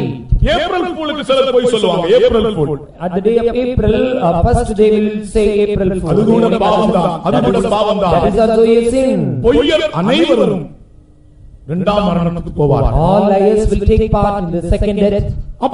ஆவியானவர் நம்முடைய சுபாவங்களை மாற்றுகிறார். The Spirit of the Lord changes our character. ஸ்தோத்திரம். Praise the Lord. ஆவியின் கனிகள் தான் அந்த சுபாவம். Spirit of the fruit is our that character. அடுத்து மூன்றாவது, And then third, நீதியின் கனி. fruit of the righteousness. நீதியின் கனி என்றால் பிலிப்பியர் 1:10 இருக்கிறது. Philippians chapter 1 verse 10. நமக்கு நாம் பழுத்த பழமாக வேண்டும் என்றால், If our life to be a ripe fruit, நீதியின் கனிகள் நமக்குள் உண்டாக வேண்டும். we must have the fruit of righteousness. கர்த்தருக்கு ஸ்தோத்திரம். Praise the Lord. இந்த நீதியின் கனி என்றால் என்ன? What is meant by fruit of righteousness? அதுதான் விசுவாச ஜீவியம். That is faith life. விசுவாச ஜீவியத்தினால் தான் நீதியின் கனிகள் உண்டாகிறது. Through faith life only fruits of righteousness will be formed. விசுவாசம் இல்லாதவர்களுக்கு நீதியின் கனிகள் இல்லை. Those who do not have faith, they will not get these fruits of righteousness. Abraham விசுவாசித்தான், அது அவனுக்கு நீதியாய் எண்ணப்பட்டது. Abraham believed God and it was counted him as righteousness. எப்படி விசுவாசித்தான் பாருங்க. How he believed God? முதலாவது கர்த்தர் சொன்னார், But the Lord told ஆபிரகாமே, நான் உனக்கு பாலும் தேனும் ஓடுகிற தேசத்தை தருவேன். Abraham, I am going to give you a land which floweth with milk and honey. பாலும் தேனும் ஓடுகிற தேசம் என்றால் யாரும் விசுவாசிக்க மாட்டாங்க. If land would be given with flowing milk and honey, who will not believe? Abraham விசுவாசித்தான், Abraham believed. அது அவனுக்கு நீதியாய் எண்ணப்பட்டது. It was counted for him as righteousness. அதற்கு பிறகு கர்த்தர் சொன்னார், After that the Lord told ஆபிரகாமே, Abraham, நான் உனக்கு ஒரு குமாரனை தருவேன். I will give you a son. இது நம்ப முடியாத ஒரு காரியம். சரீரம் செத்து போய்விட்டது. This was an unbelievable thing. His body was dead. சரீரம் செத்து போய்விட்டது. His body was dead. இப்பொழுது இதை நம்ப வழியே இல்லை. There was no chance to believe. Abraham விசுவாசித்தான், அது அவனுக்கு நீதியாய் எண்ணப்பட்டது. Abraham believed and it was counted for him as righteousness. அது அப்படியே நடந்தது. It happened so. ஆனால் அடுத்ததாக அவன் விசுவாசிக்கிறதை பாருங்க. But again, how he believed. அப்படி கொடுத்த மகனை கூட நீ மோரியா மலையில் கொண்டு போய் எனக்கு பலி செலுத்து என்று கர்த்தர் சொல்கிறார். அங்கேயும் அவன் விசுவாசிக்கிறான். The Lord told him to offer his son at the Mount of Moriah, but he believed that so. உனக்கு நன்மையான காரியங்களை சொன்னால் நீ விசுவாசிப்பாய், ஆனால் ஒரு கடினமான காரியத்தை சொன்னால் நீ விசுவாசிப்பாயா? When good things are spoken to you, you will believe, but when the hard things will be told to you, will you believe? உனக்கு அருமையான காரியங்களை பிரதிஷ்டை செய்ய பலி செலுத்த சொன்னால் நீ விசுவாசிப்பாயா? Will you offer the precious things upon the altar, at that time will you believe? பாலும் தேனும் ஓடுகிற தேசத்தை தருவேன் என்று சொன்னபோது விசுவாசித்த வண்ணமாகவே தன் மகனை பலி செலுத்த சொன்னபோதும் அவன் விசுவாசித்தான். He believed the Lord when he offered his son as a sacrifice. Then he believed. The Lord told him that I will give you the land which floweth milk and honey. ஆபிரகாமுடைய வீட்டிலிருந்து மோரியா மலைக்கு 3 நாள் பிரயாணம். There was a 3-day journey to go to Moriah, Mount Moriah. நடந்து போகிறார்கள். They were traveling by walk. கர்த்தருக்கு ஸ்தோத்திரம். Praise the Lord. 3 நாள் மௌன யாத்திரை. The calm journey. 4 பேர் போகிறார்கள். They were 4 people. ஆபிரகாம், அவனுடைய மகனும் 2 வேலைக்காரர்கள். Abraham, his son and 2 servants. 4 பேரும் மோரியா மலைக்கு மௌன யாத்திரை செல்கிறார்கள். 4 people that they took a calm journey towards Mount Moriah. அவருடைய மனதிலே என்னென்ன சிந்தைகள் எல்லாம் ஏற்பட்டிருக்கும். How many thoughts and intentions were rolling in their mind? நான் ஆபிரகாமை பற்றி சொல்லுகிறேன். I want to tell you about Abraham.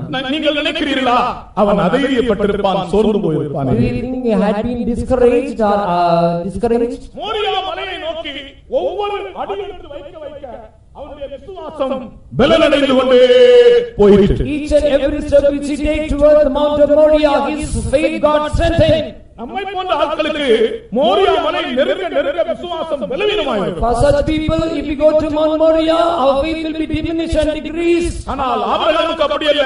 Moriah மலையை நெருங்க ஒரு அடி எடுத்து வைக்க ஒவ்வொரு அடிக்கும் அவனுடைய விசுவாசம் பலனடைந்து கொண்டே போனது. But Abraham, when he approached toward the Mount Moriah, his faith was strengthened more and more. விசுவாசிக்கிறவர்களுக்கு தான் நீதியின் கனிகள் காணப்படும். Those who believe, they only will get fruits of righteousness. கர்த்தருக்கு ஸ்தோத்திரம். Praise the Lord. சகோதரனே சகோதரியே, உன்னுடைய தனிப்பட்ட ஜீவியத்தை பற்றிய விஷயத்திலே உனக்கு விசுவாசம் இருக்கிறதா? Sister, brother, do you have faith about your personal life? விசுவாசம் என்பது இயற்கையை விஞ்சியதுமான காரியமாக இருக்கிறது. Faith is the one which beyond our nature. நான் திரும்பவும் சொல்லுகிறேன். Again I say you. விசுவாசம் என்பது இயற்கையை விஞ்சியதுமான காரியமாக இருக்கிறது. Faith is the one which overcome and which beyond the nature. கர்த்தருக்கு ஸ்தோத்திரம். Praise the Lord. விசுவாச ஜீவியம் உடையவன் இயற்கைக்கு அப்பாற்பட்ட ஒரு மனிதன். The man who has faith, he is beyond the nature. கர்த்தருக்கு ஸ்தோத்திரம். Praise the Lord. விசுவாசம் இல்லாமல் தேவனுக்கு பிரியமாயிருப்பது கூடாத காரியம். Faith without which we cannot please God. கர்த்தருக்கு ஸ்தோத்திரம். Praise the Lord. நம்முடைய முற்பிதாக்கள் விசுவாசத்தினாலே நீதிமான்கள் என்று அழைக்கப்பட்டார்கள். Our forefathers have been turned as righteous by faith. நீதியின் கனிகள் விசுவாசத்தினால் உருவாக்கப்படுகின்றன. Fruits of righteousness are formed by faith. கர்த்தருக்கு ஸ்தோத்திரம். Praise the Lord. அடுத்ததாக நான்காவதாக Then fourth spirit, உதடுகளின் கனி. that is the fruit of our lips. நாலாவது கனி நம்முடைய ஜீவிதத்திலே காணப்பட வேண்டியது உதடுகளின் கனி. Fourth is fruit, that is the fruit of our lips should be found in our life. இந்த உதடுகளின் கனி ரெண்டு காரியங்கள் உண்டு. There are two aspects in this fruit. முதலாவது எபிரேயர் 13ஆம் அதிகாரம் 15ஆம் வசனத்திலே In Hebrews chapter 13:15, அதிலே உதடுகளின் கனி என்பது ஸ்தோத்திர பலி. that is the praise, the offering of thanksgiving. நாம் எல்லாரும் பாடுவோமே, சாப்பாட்டு வேளையில பாடுவோமே, உதடுகளின் கனியாகிய ஸ்தோத்திர பலியை. சாதாரணமாக கன்வென்ஷன்ல சாப்பாட்டு வேளைக்காவது பாடுவாங்க. இப்ப கன்வென்ஷன்ல எல்லாம் பஃபே சிஸ்டம் வந்துருச்சு, அதனால அந்த பாட்டு கூட இல்லை இப்போ. Even in our convention we use உதடுகளின் கனியாகிய ஸ்தோத்திர பலியை என் இயேசுவின் நாமத்தினாலே செலுத்துகிறேன், என் இயேசுவின் நாமத்தினாலே செலுத்துகிறேன். உதடுகளின் கனியாகிய ஸ்தோத்திர பலியை, உதடுகளின் கனியாகிய ஸ்தோத்திர பலியை இயேசுவின் நாமத்தினாலே செலுத்துகிறேன், இயேசுவின் நாமத்தினாலே செலுத்துகிறேன். ஸ்தோத்திரிப்பேன் ஸ்தோத்திரிப்பேன் இயேசு தேவனே, ஸ்தோத்திரிப்பேன் ஸ்தோத்திரிப்பேன் இயேசு தேவனே, என் ஜீவனுள்ள நாட்களெல்லாம் ஸ்தோத்திரிப்பேன். நீ ஒரு பழுத்த பழமாக வேண்டும். You must become a ripe fruit. நீ ஒரு பழுத்த பழமாக வேண்டும். You must become a summer fruit. கிறிஸ்துவின் பூரணமாகிய பழம் உன்னுடைய ஜீவியம் ஒரு பழமாக மாற வேண்டும். அது கிறிஸ்துவின் பூரணம். You must become a ripe fruit that should be the perfection of Christ. அதற்கு உனக்குள்ளே துதியின் கனி காணப்பட வேண்டும், உதடுகளின் கனி. For which cause you must have the fruit of our lips. எப்போதும் ஆண்டவருக்கு துதி செய்கிற அனுபவம். Always offering thanksgiving, giving unto the Lord. இந்த பாட்டு தெரிந்தவர்கள் எல்லாரும் கைதட்டி பாடுவோம். Let's those who know this song, let's all sing up and say, ஸ்தோத்திரிப்பேன் ஸ்தோத்திரிப்பேன் இயேசு தேவனே, ஸ்தோத்திரிப்பேன் ஸ்தோத்திரிப்பேன் இயேசு தேவனே, என் ஜீவனுள்ள நாட்களெல்லாம் ஸ்தோத்திரிப்பேன், என் ஜீவனுள்ள நாட்களெல்லாம் ஸ்தோத்திரிப்பேன். உதடுகளின் கனியாகிய ஸ்தோத்திர பலியை, உதடுகளின் கனியாகிய ஸ்தோத்திர பலியை இயேசுவின் நாமத்தினாலே செலுத்துகிறேன், இயேசுவின் நாமத்தினாலே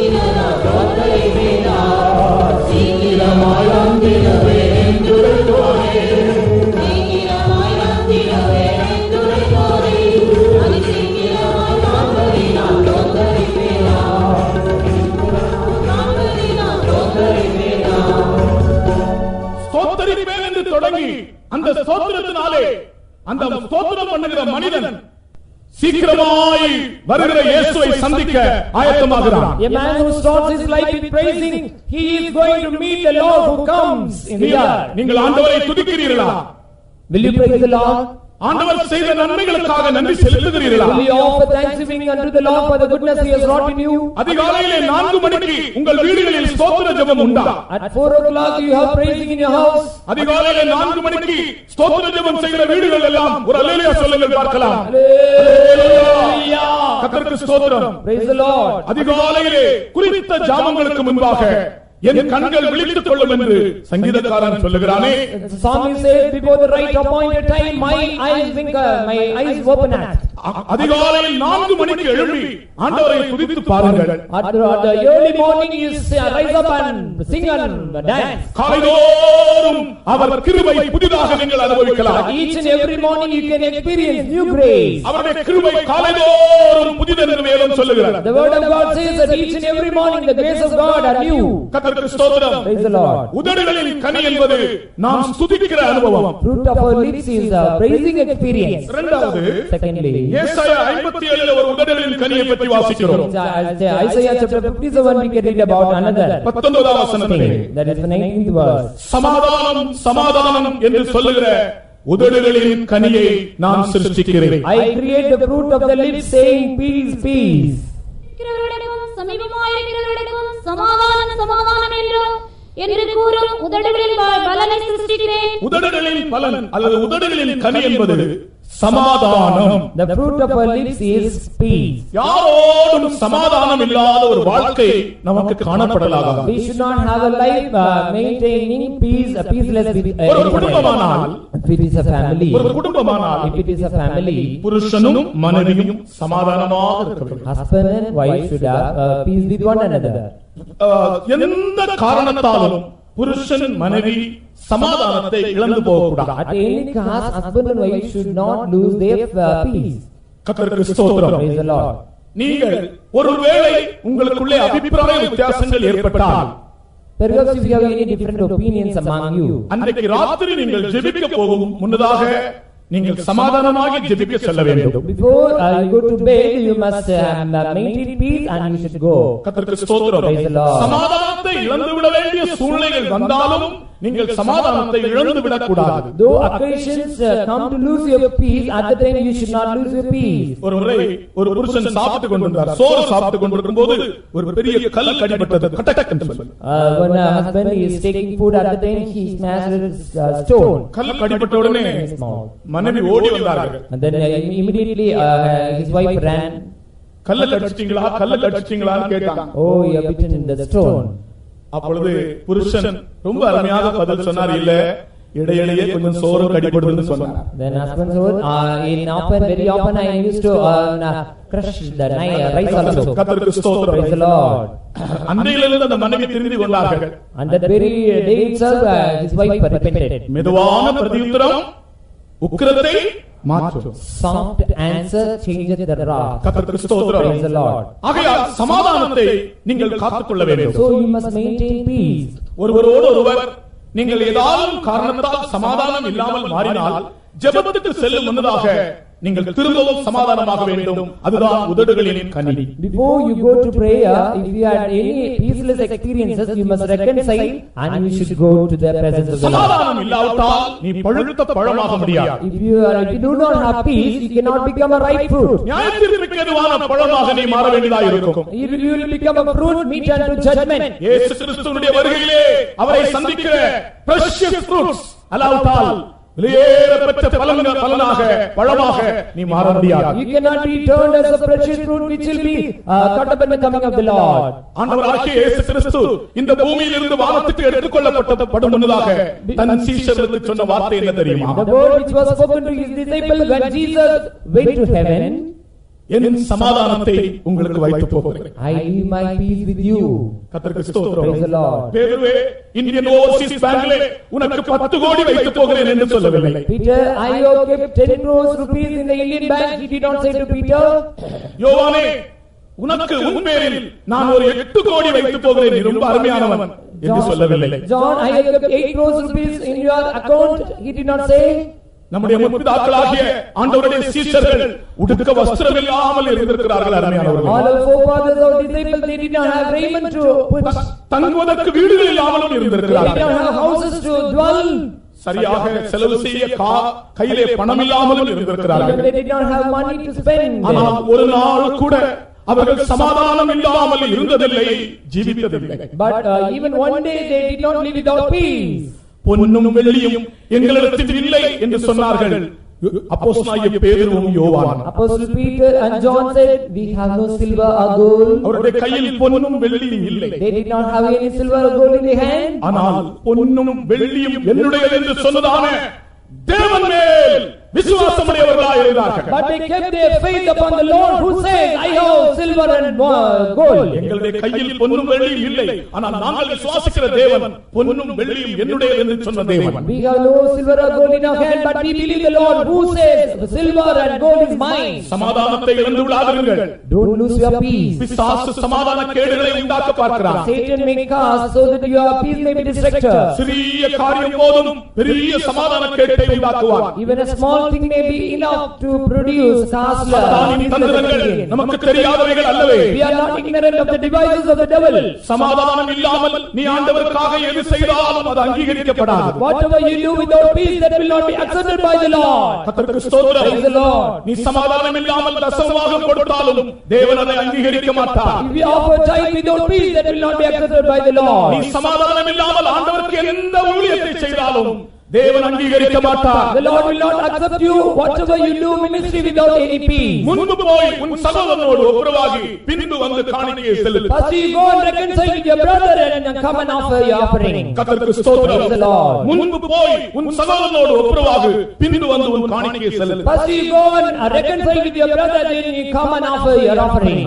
திருப்பி வாசிங்கள். சமாதானம் சமாதானம் என்று சொல்லுகிற உதடுகளின் கனியை நான் சிருஷ்டிக்கிறேன். I create the fruit of the lips saying peace, peace. தூரமாயிருக்கிறவர்களுக்கும் சமீபமாயிருக்கிறவர்களுக்கும் சமாதானம் சமாதானம் என்று கூறும் உதடுகளில் பலனை சிருஷ்டிக்கிறேன். அப்ப பாருங்க, 4 கனிகளை பற்றி சொன்னேன். மனம் திரும்புதலுக்கு ஏற்ற கனி, Fruits needed to repentance, ஆவியின் கனி, fruit of the spirit, நீதியின் கனி, fruit of righteousness, உதடுகளின் கனி. fruit of our lips. இந்த 4 விதமான கனிகளும் நமக்குள் இருந்தால் நாம் அவருடைய வருகையிலே விலையேறப்பெற்ற கனியாய் காணப்பட முடியும். If we have these four fruits in our life, then at the coming of the Lord, we will be turned as precious fruits will be caught up at the coming of the Lord. அடுத்ததாக ஒரு கேள்வி. Then next another question arises. பூமியிலே இந்த கனிகளை பக்குவப்படுத்துவது யார்? Who will prepare these fruits on the earth? கர்த்தருடைய வசனம் சொல்லுகிறது சூரியனும் சந்திரனும் தான் இந்த கனிகளை பக்குவப்படுத்துகிறதா. Sun and moon only prepare this fruit, the word of God says. உபாகமம் 33ஆம் அதிகாரம் 14ஆம் வசனத்திலே Deuteronomy chapter 33 verse 14. சூரியனும் சந்திரனும் தான் இந்த பலன்களை பூமியில் உள்ள கனிகளை பக்குவப்படுத்துகிறது. Sun and moon only prepare these fruits.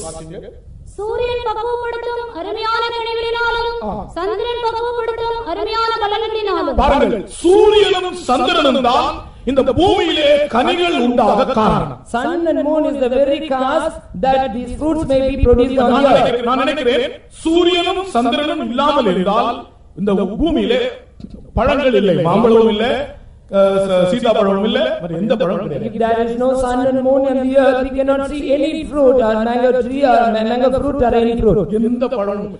சூரியனும் சந்திரனும் கனிகளை பக்குவப்படுத்துகிறது. The sun and moon only prepares the fruits. கர்த்தருக்கு ஸ்தோத்திரம். Praise the Lord. ஆனால் ஆவிக்குரிய கனிகளை நமக்குள்ளே அல்லது நம்மை கனிகளாக உருவாக்குறவர் யார் தெரியுமா? But you know who is the one who prepares the fruit of the spirit in us? சூரியன், நீதியின் சூரியனாகிய இயேசு. Righteous son, that is Jesus.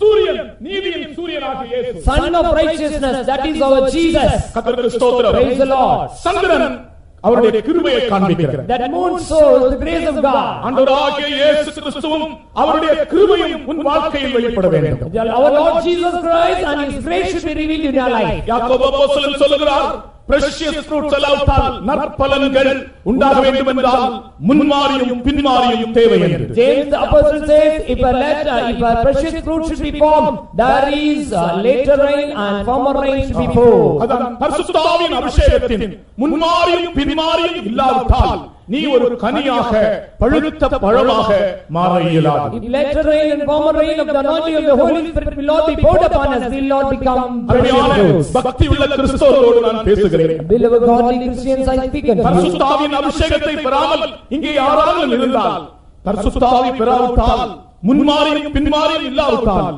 நீங்கள் நற்பலனாக பழுத்த பழங்களாக ஆண்டவருடைய வருகையிலே காணப்பட முடியாது. If you are not receiving the anointing of the Holy Spirit, then you will not become precious fruits, you will not become ripe fruit, you will not be caught up by the coming of the Lord. கர்த்தருக்கு ஸ்தோத்திரம். Praise the Lord. இயேசு கிறிஸ்து மத்தியாகாயத்தில் வரப்போகிறார். Our Lord Jesus Christ is going to appear in the media. இயேசு கிறிஸ்து மத்தியாகாயத்தில் வரும்போது When Jesus would appear in the media, என்ன நடக்கும் தெரியுமா? what will happen, you know? இந்த பழுத்த பழங்கள், அதாவது இந்த கனிகளின் அனுபவம் உடையவர்கள், பூரணமானவர்கள், These ripe fruits, they have got perfect experiences. ஒரு நிமிஷத்திலே, ஒரு இமைப்பொழுதிலே, நிமிஷம் அல்ல, தமிழ் பைபிளில் நிமிஷம் என்று எழுதப்பட்டிருக்கிறது. ஒரு நிமிஷத்துக்கு 60 செகண்ட், ஒரு இமைப்பொழுதிலே காணப்படாமல் போவார்கள். In a twinkling of an eye, they will be transferred, but in Tamil Bible it is not written. அதற்கு rapture என்கிற வார்த்தை உபயோகிக்கப்பட்டிருக்கிறது. That word rapture is mentioned for ஆங்கில வேதாகமத்தில் rapture என்கிற வார்த்தை இல்லை. in English Bible it is referred rapture. ஆனால் இந்த rapture என்கிற வார்த்தையினுடைய அர்த்தம் திடீரென்று எடுத்துக்கொள்ளப்படுவது. The word rapture means suddenly being carried away. கர்த்தருக்கு ஸ்தோத்திரம். Praise the Lord. இயேசு கிறிஸ்து மத்தியாகாயத்தில் வந்தால் திடீரென்று கொஞ்சம் பேர் காணப்படாமல் எடுத்துக்கொள்ளப்படுவார்கள். When Jesus would appear in the media, some people will be caught up all of a sudden. அடுத்த நாள் காலையிலே தினத்தந்தி பேப்பர்ல வரும், ஷெனாய் நகரில் கொஞ்சம் பேரை காணவில்லை. Next day in newspaper Dinatandi it will come in Chennai Nagar, some people will disappear. English பேப்பர்ல, இங்கிலீஷ் பத்திரிகைகள் எல்லாம் வரும், மிஸ்ஸிங் அல்லாவிட்டால் கிட்னாப், மிஸ்ஸிங் எல்லாம் வரும். Missing, kidnap, disappearance, so many பேரை காணவில்லை. some have been disappear. ஏனென்றால் அது ரகசியம். Because it is a mystery. இயேசு கிறிஸ்துவினுடைய ரகசிய வருகை ரகசியமா இருக்கிறது. The mystery of the coming of the Lord is a mystery. கர்த்தருக்கு ஸ்தோத்திரம். Praise the Lord. rapture என்கிற வார்த்தை ராஃபியோ என்கிற லத்தீன் வார்த்தையிலிருந்து மருவி வந்ததாக சொல்லுகிறார்கள். This rapture is the word which comes of the original Latin word, that is raphio. ராஃபியோ என்றால் என்ன அர்த்தமா? What is mean by raphio? suddenly being carried away. Suddenly being carried away. திடீரென்று எடுத்துக்கொள்ளப்படுவது. That is suddenly being carried away. ஒரு உதாரணம் சொல்கிறேன். I want to give you an example. கொஞ்சம் குண்டூசிகளை நீங்கள் பரப்புவீங்க. You just spread some headpins here. இது ஒரு powerful magnet. You can see it's a powerful magnet. ஒரு வல்லமையான காந்தம் இது. It's a powerful magnet. இந்த காந்தத்தை நீங்கள் நேரா கீழ கொண்டு வாருங்கள். You are just blowing down this magnet towards this. ஒரு குறிப்பிட்ட உயரத்துக்கு வந்த உடனே, when it comes to a particular height, இந்த குண்டூசிகள் டக்குன்னு எடுத்துக்கொள்ளப்படும். all these headpins will be taken out. அதான் ராஃபியோ. That is raphio. நம்முடைய காந்தனாகிய இயேசு கிறிஸ்து மத்தியாகாயத்தில் வரும்போது, நீங்கள் யாரெல்லாம் பழுத்த பழங்களாக பக்குவம் அடைந்திருக்கிறீர்களோ, சூரியனாலும் சந்திரனாலும் நீங்கள் எத்தனை பேர் பக்குவம் அடைந்தீர்களோ, நீங்கள் திடீரென்று எடுத்துக்கொள்ளப்படுவீர்கள். Our bridegroom, when he will appear in the media, those who are prepared by sun and moon and be turned as a ripe fruit, they will be taken up and they will be carried away suddenly. கர்த்தருக்கு ஸ்தோத்திரம். Praise the Lord. ஆண்டவர் ஆமோஸுக்கு பழக்கூடையின் தரிசனத்தை காண்பிக்கிறார். The Lord showed in Amos a vision of summer basket of summer fruit. கூடையிலே வைக்கப்பட்டிருந்த பழங்கள், Fruits which are kept in the basket. இந்த கூடை சபையை காண்பிக்கிறது. This basket shows the church. கர்த்தர் நம்மை ஒரு ஐக்கியத்துக்குள்ளே கொண்டு The வந்தார். Lord has brought us into the fellowship. கர்த்தருக்கு ஸ்தோத்திரம். Praise the Lord. இந்த கூடைக்குள் நாம் இருக்கிறோம். We are remaining in this basket. கர்த்தர் நம்மை பக்குவப்படுத்தி எடுத்துக்கொள்ள போகிறார். The Lord is prepared. The Lord prepares us and He will take us up. அதை விரும்புகிறவர்கள், வாஞ்சிக்கிறவர்கள் கரங்களை உயர்த்தி கொஞ்ச நேரம் ஸ்தோத்திரம் பண்ணுவோமா? ஹல்லேலூயா.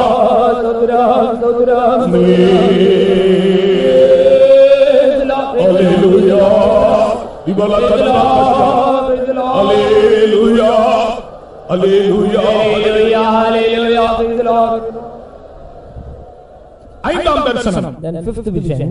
ஐந்தாம் தரிசனம் பலிபீடத்தின் தரிசனம். The vision of altar. Amos இந்த தரிசனத்திலே பலிபீடத்தின் மேல் ஆண்டவர் நிற்பதை காண்கிறார். In this vision, Amos saw the Lord was standing upon the altar. நேற்றைக்கு தூக்குநூல் பிரமாணத்தில் கட்டப்பட்ட சுவர் மேல் நின்றதான தேவன் Yesterday, இன்றைக்கு பலிபீடத்தின் மேல் நிற்பதாக காண்கிறார். Yesterday we saw that the Lord was standing upon the wall which was made after the law of plumb line, but today we see that the Lord is standing upon the altar. பலிபீடத்தின் மேல் எதற்காக நிற்கிறாரா? Why he is standing upon the altar? எதற்காக நிற்கிறாரா தெரியுமா? Why he is standing there? பலி செலுத்த வருகிறவர்களை கொல்லும்படியாக. In order to slay the people, those who come to offer sacrifice. பாருங்கள், தேவன் பலியை கொண்டு வரும்படி சொன்னவர், காணிக்கையை கொண்டு வரும்படி சொன்னவர், இப்பொழுது காணிக்கை செலுத்த வருகிறவர்களை அவர்களுக்கு விரோதமாக எழும்பி அவர்களை கொல்லும்படி பலிபீடத்தின் மேல் நின்றாராம். The Lord who asked the people to offer sacrifice and offerings, but he is standing in the altar to kill the people, those who come for sacrifice. அருமையான சகோதரனே, சகோதரியே, Beloved brother and sister, ஆண்டவருக்கு நீ ஒரு 10 ரூபாய் காணிக்கை கொடுக்க வேண்டுமானாலும் கூட நீ பயத்தோடும் நடுக்கத்தோடும் பலிபீடத்தண்டை வர வேண்டும். if you have to give offering 10 rupees, you must come to the altar with great fear and trembling. கர்த்தருக்கு ஸ்தோத்திரம். Praise the Lord. ஏனென்றால் ஆண்டவருக்கு காணிக்கை செலுத்துவதென்றால் அது ஒரு பெரிய பாக்கியகரமான ஒரு காரியம். Because giving offering to the Lord is a blessed privilege for us. பலிபீடத்திலே ஆண்டவர் அவர்களை கொல்லும்படி நின்றாராம். The Lord is standing there to kill, slaying such people. ஆண்டவரே, பலிபீடத்தின் மேல் நிற்க கண்டேன். அவர் நீ வாசலடி போதிகை எடுத்து எல்லாருடைய தலையின் மேலும் விழவும். ஆண்டவரே, பலிபீடத்தின் மேல் நிற்க கண்டேன். அவர் நீ வாசலில் அசையும்படி வாசலை அசைபடி போதை அடித்து அவர்கள் எல்லா தலையின் மேலும் வாசல் நிலைக்காலை அடித்து அசைத்து அவர்கள் தலையின் மேல் விழப்படும் பண்ணு என்று சொல்கிறார். Smite the lintel of the door that the post may shake and cut them in the head. பலி செலுத்த வருகிறவர்களை கொல்ல வேண்டும் என்ற அந்த கோபத்தோடு நிற்கிறார். He is standing with a great rod saying to kill the people, those who come for sacrifice. காரணம், the reason is ஜீவியத்தில் அக்கிரமத்தோடு பலி செலுத்த வருகிறார். they come to offer sacrifice with iniquity in their life. ஏதாவது ஒரு தவறு இருந்தால் நீ பலி செலுத்தாதே. If you have any fault, don't offer sacrifice. உன் பாவத்தை அறிக்கை செய்த பின்பு ஆண்டவருக்கு காணிக்கை கொண்டு வா. After confessing your sin, you come and offer offering. ஆண்டவர் அனனியா சப்பீராளின் காலத்தில் இருந்தது போல நமக்கு செய்தார் என்றால் நாம் எத்தனை பேர் இன்றைக்கு இங்கே இருப்போம்? Done to Ananias and Sapphira, if the Lord will do the same to us, how many will be? அவருடைய நீடிய பொறுமையை நீ அசட்டை செய்யாதே. Do not despise his long patience. கர்த்தருக்கு ஸ்தோத்திரம். Praise the Lord. நான் அடிக்கடி நினைக்கிற ஒரு காரியம், ஆண்டவரே, அனனியா சப்பீராளின் காலத்தில் நடந்தது போல இப்பொழுது நடக்கும் என்றால் எத்தனை பேருடைய சமூகத்தில் இருக்க முடியும்? I always used to remember that incident which took place in the period of Ananias and Sapphira. The same incident would happen in these days. How many will remain in the presence of God? ஒரு சிறிய தவறையும் நான் உணர வேண்டும். Even a small body we should ஒரு நாள் இப்படி ஒரு கூட்டம் நடந்து கொண்டிருந்தது. Once it was a meeting going on like this. திடீரென்று ஒரு சகோதரி தீர்க்க தரிசனம் உரைத்தார். All of a sudden a sister prophesied. என்ன தீர்க்க தரிசனம் You தெரியுமா? know what that prophecy is? என் மகனே, 3 நாட்களுக்கு முன்பு நீ ஒரு கள்ள சிக்னேச்சர் போட்டாய் அல்லவா, ஒரு கள்ள கையொப்பம் இட்டாய் அல்லவா, நீ எழுதி அறிக்கை செய் என்று ஒரு சகோதரி தீர்க்க தரிசனம் உரைத்தார். 3 days ago you wrote a wrong signature. You just rise up and confess. யாராலும் கள்ள கையொப்பம் இட்டிருக்கிறீர்களா? Have you signed wrongly in any way? பிள்ளைகளே, ப்ராக்ரஸ் ரிப்போர்ட்ல அப்பா அம்மா சிக்னேச்சர் போடுறது போல நீங்கள் போட்டிருக்கிறீர்களா? Children, as like children, they are writing wrong signature of their parents. இதெல்லாம் தேவ சமூகத்தில் வரும்போது நமக்கு ஒரு பாவமாய் தெரிய வேண்டும். These are all the things should be found as sin when you come to the presence of God. அன்றைக்கு யாரும் எழுதி அறிக்கை செய்யவில்லை. At that time nobody did rise and confess. கூட்டம் முடிந்த பின்பு After the meeting was over, ஒரு முக்கியமான விசுவாசி வந்து என்னிடத்தில் அறிக்கை செய்தார். an important believer came and confessed me. அவருடைய தகப்பனை போல தகப்பன் கையொப்பமிட வேண்டிய இடத்திலே இவர் ஒரு கள்ள கையொப்பம் இட்டார். He signed wrongfully in the place where his father had to sign. அதுகூட ஆவியானவர் பாவமாக எடுத்து காண்பித்தார். Even that was counted as a sin. கர்த்தருக்கு ஸ்தோத்திரம். Praise the Lord. இப்படிப்பட்ட தவறுகளை வைத்துக் கொண்டு நாம் ஆண்டவருக்கு பலி செலுத்த வந்தால் பாருங்கள், இங்கே ஆண்டவர் பலிபீடத்தின் மேல் ஆசீர்வதிக்கும்படி அவர்களுக்கு ஆசீர்வாதங்களை கொடுக்கும்படிக்கு வர வேண்டிய ஆண்டவர் அவர்களுடைய தலையின் மேலே போதிகையை அசைத்து அந்த வாசல் நிலைக்காலை அவர்களுடைய தலையின் மேல் போடும்படிக்கு அங்கே நிற்கிறாராம். If you have these shortcomings and come to the altar of the Lord who has to give blessings upon the altar, but he is standing there to put the பயத்தோடு upon you. கர்த்தருக்கு ஆராதனை செய்ய வேண்டும். So the Lord with fear.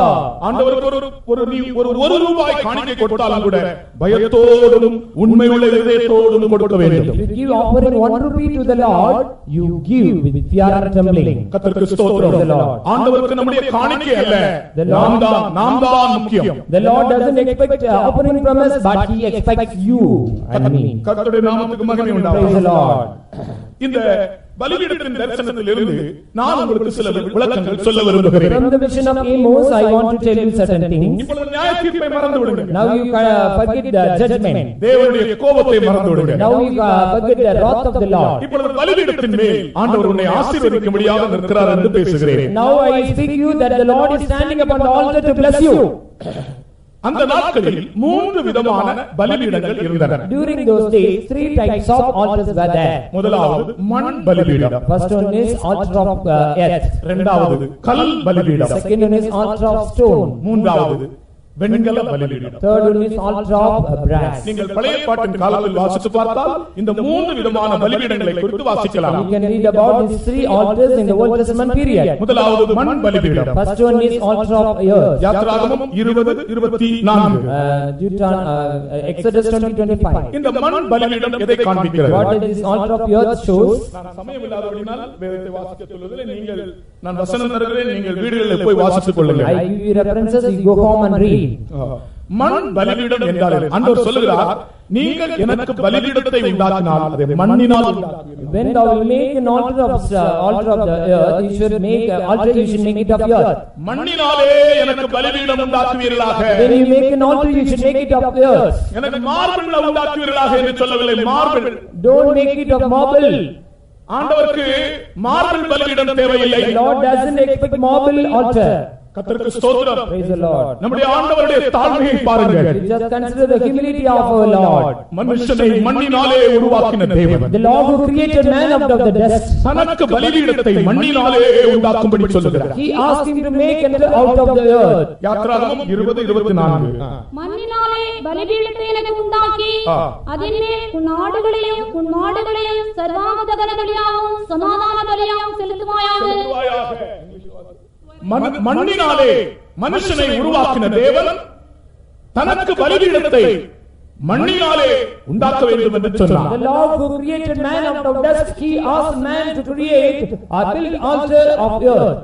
தேவனுடைய தாழ்மையை பாருங்கள். You just consider the humbleness of Jesus. இது தேவனுடைய தாழ்மையை காண்பிக்கிறது. This shows the humbleness of God. நான் இந்த வசனத்தை படிக்கும் போதெல்லாம் என்னுடைய ஆண்டவர் எவ்வளவு தாழ்மை, அவர் எவ்வளவு தன்னை தாழ்த்துகிறார் என்றுதான் நான் நினைப்பேன். I always, when I used to remember this verse, I always think that how much more the Lord humble himself. தேவனுக்கு இப்படி சொல்லக்கூடாதா? Why the Lord should not say like this? எனக்கு மண்ணினால் ஒரு பலிபீடம் செய்தால் நான் உன் பலி அங்கீகரிக்க மாட்டேன். If you make an altar of earth, I will not accept your offering. எனக்கு நீங்கள் மார்பிள் கட்டிகளிலே தான் செய்யணும். You should build altar by marble stones, and then only I will accept. ஆண்டவர் சொல்லக்கூடாதா? Will Lord cannot say, will the Lord? ஓ மனுஷனுடைய marble கர்த்தருக்கு எதற்கு?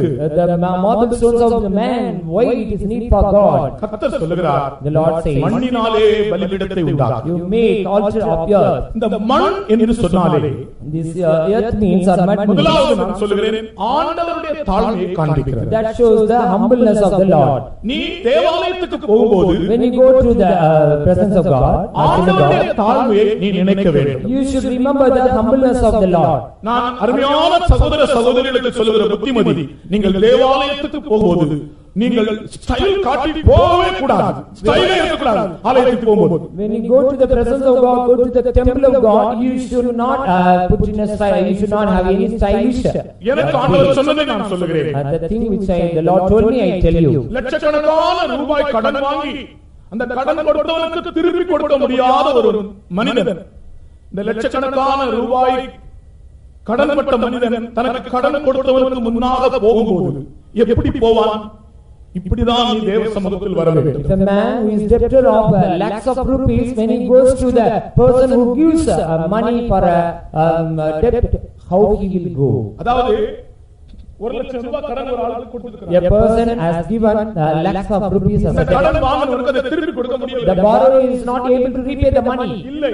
He is not able to repay. இந்த நிலைமையில் தன்னை கடன் கொடுத்தவனுக்கு முன்பாக இவன் போகும்போது எப்படி போவான்? மீசையை முறுக்கிட்டு In the state, how he will go?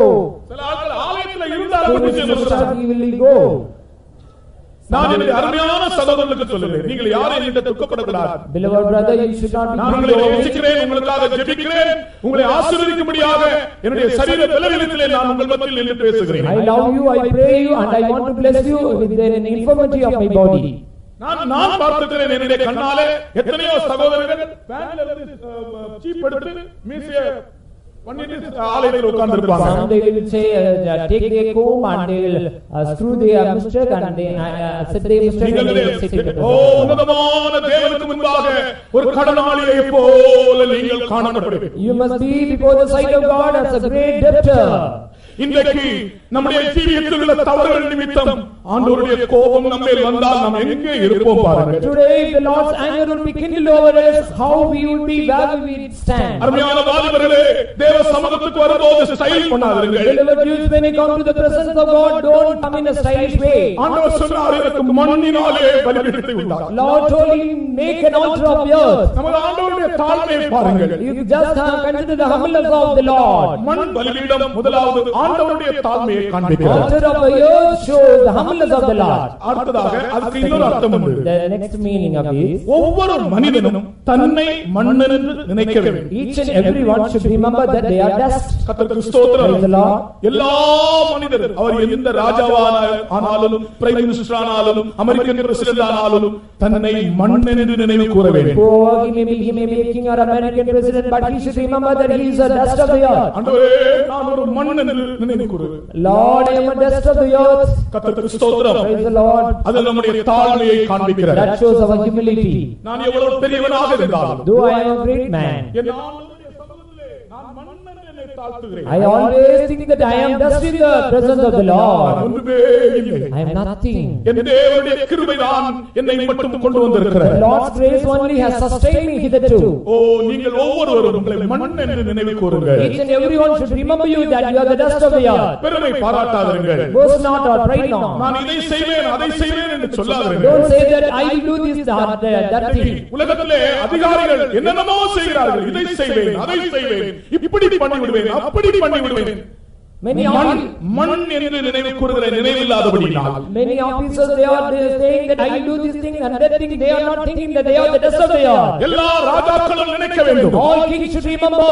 எல்லா மினிஸ்டர்மாரும் நினைக்க வேண்டும். எல்லாரும் நினைக்க வேண்டும். All officers should எல்லா remember. ஐஸ்வர்யவான்களும் நினைக்க வேண்டும். All rich men should think. என் ஆண்டவராகிய தேவனுடைய தயவில்லாமல் என்னால் ஒன்றும் செய்ய முடியாது. நான் வெறும் மண். I am just dust. அப்படி என்றால் பலிபீடத்தில் இருக்கிற ஆண்டவர் உன்னை ஆசீர்வதிப்பார். If it be so, the Lord who stands upon the altar will bless you. பலிபீட தண்டையிலே வருகிற உன்னை ஆசீர்வதிப்பார். On the altar the Lord will bless you. வந்தால் சந்தோஷம் போவார். If you come with sorrow, you will return with joy. வியாதியோடு பலிபீட தண்டை வந்தால் சுகமத்தை Come போவார். with sickness to the altar, you will be healed. பாரோடு பலிபீட தண்டை வந்தால் நீ பாரோடு திரும்பி If you come to the altar with burden, you will தாழ்மை அதற்கு தேவை. we are in need of humility. அடுத்தது கல் பலிபீடம்.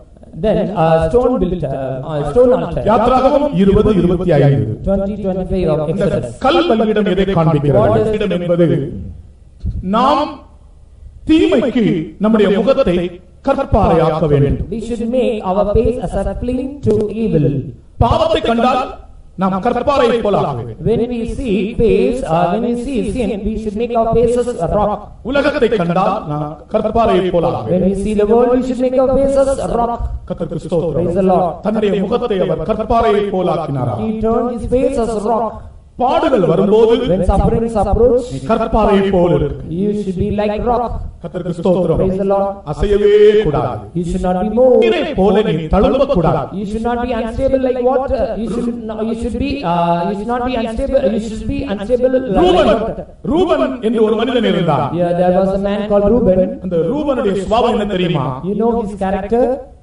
சந்தர்ப்பம் வரும்போது தழும்புவான். When occasions would come, he will be unstable. தன்னுடைய தகப்பனுடைய மனைவியிடத்தில் பாவம் செய்த ஒரு பயங்கரமான மனிதன். He was a terrible man who committed sin with the wife of his father.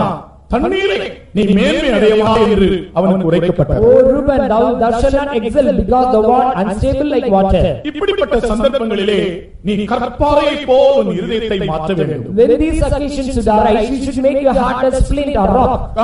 பாவம் செய்யும்போது நீ கற்பாறையை போல் கல்லாய் மாறிவிட வேண்டும். At the time when you have to commit sin, you have to make yourself as rock. அப்பொழுதுதான் நீ பலிபீடமாக முடியும். Then you will become an altar. கர்த்தருக்கு ஸ்தோத்திரம். Praise the Lord.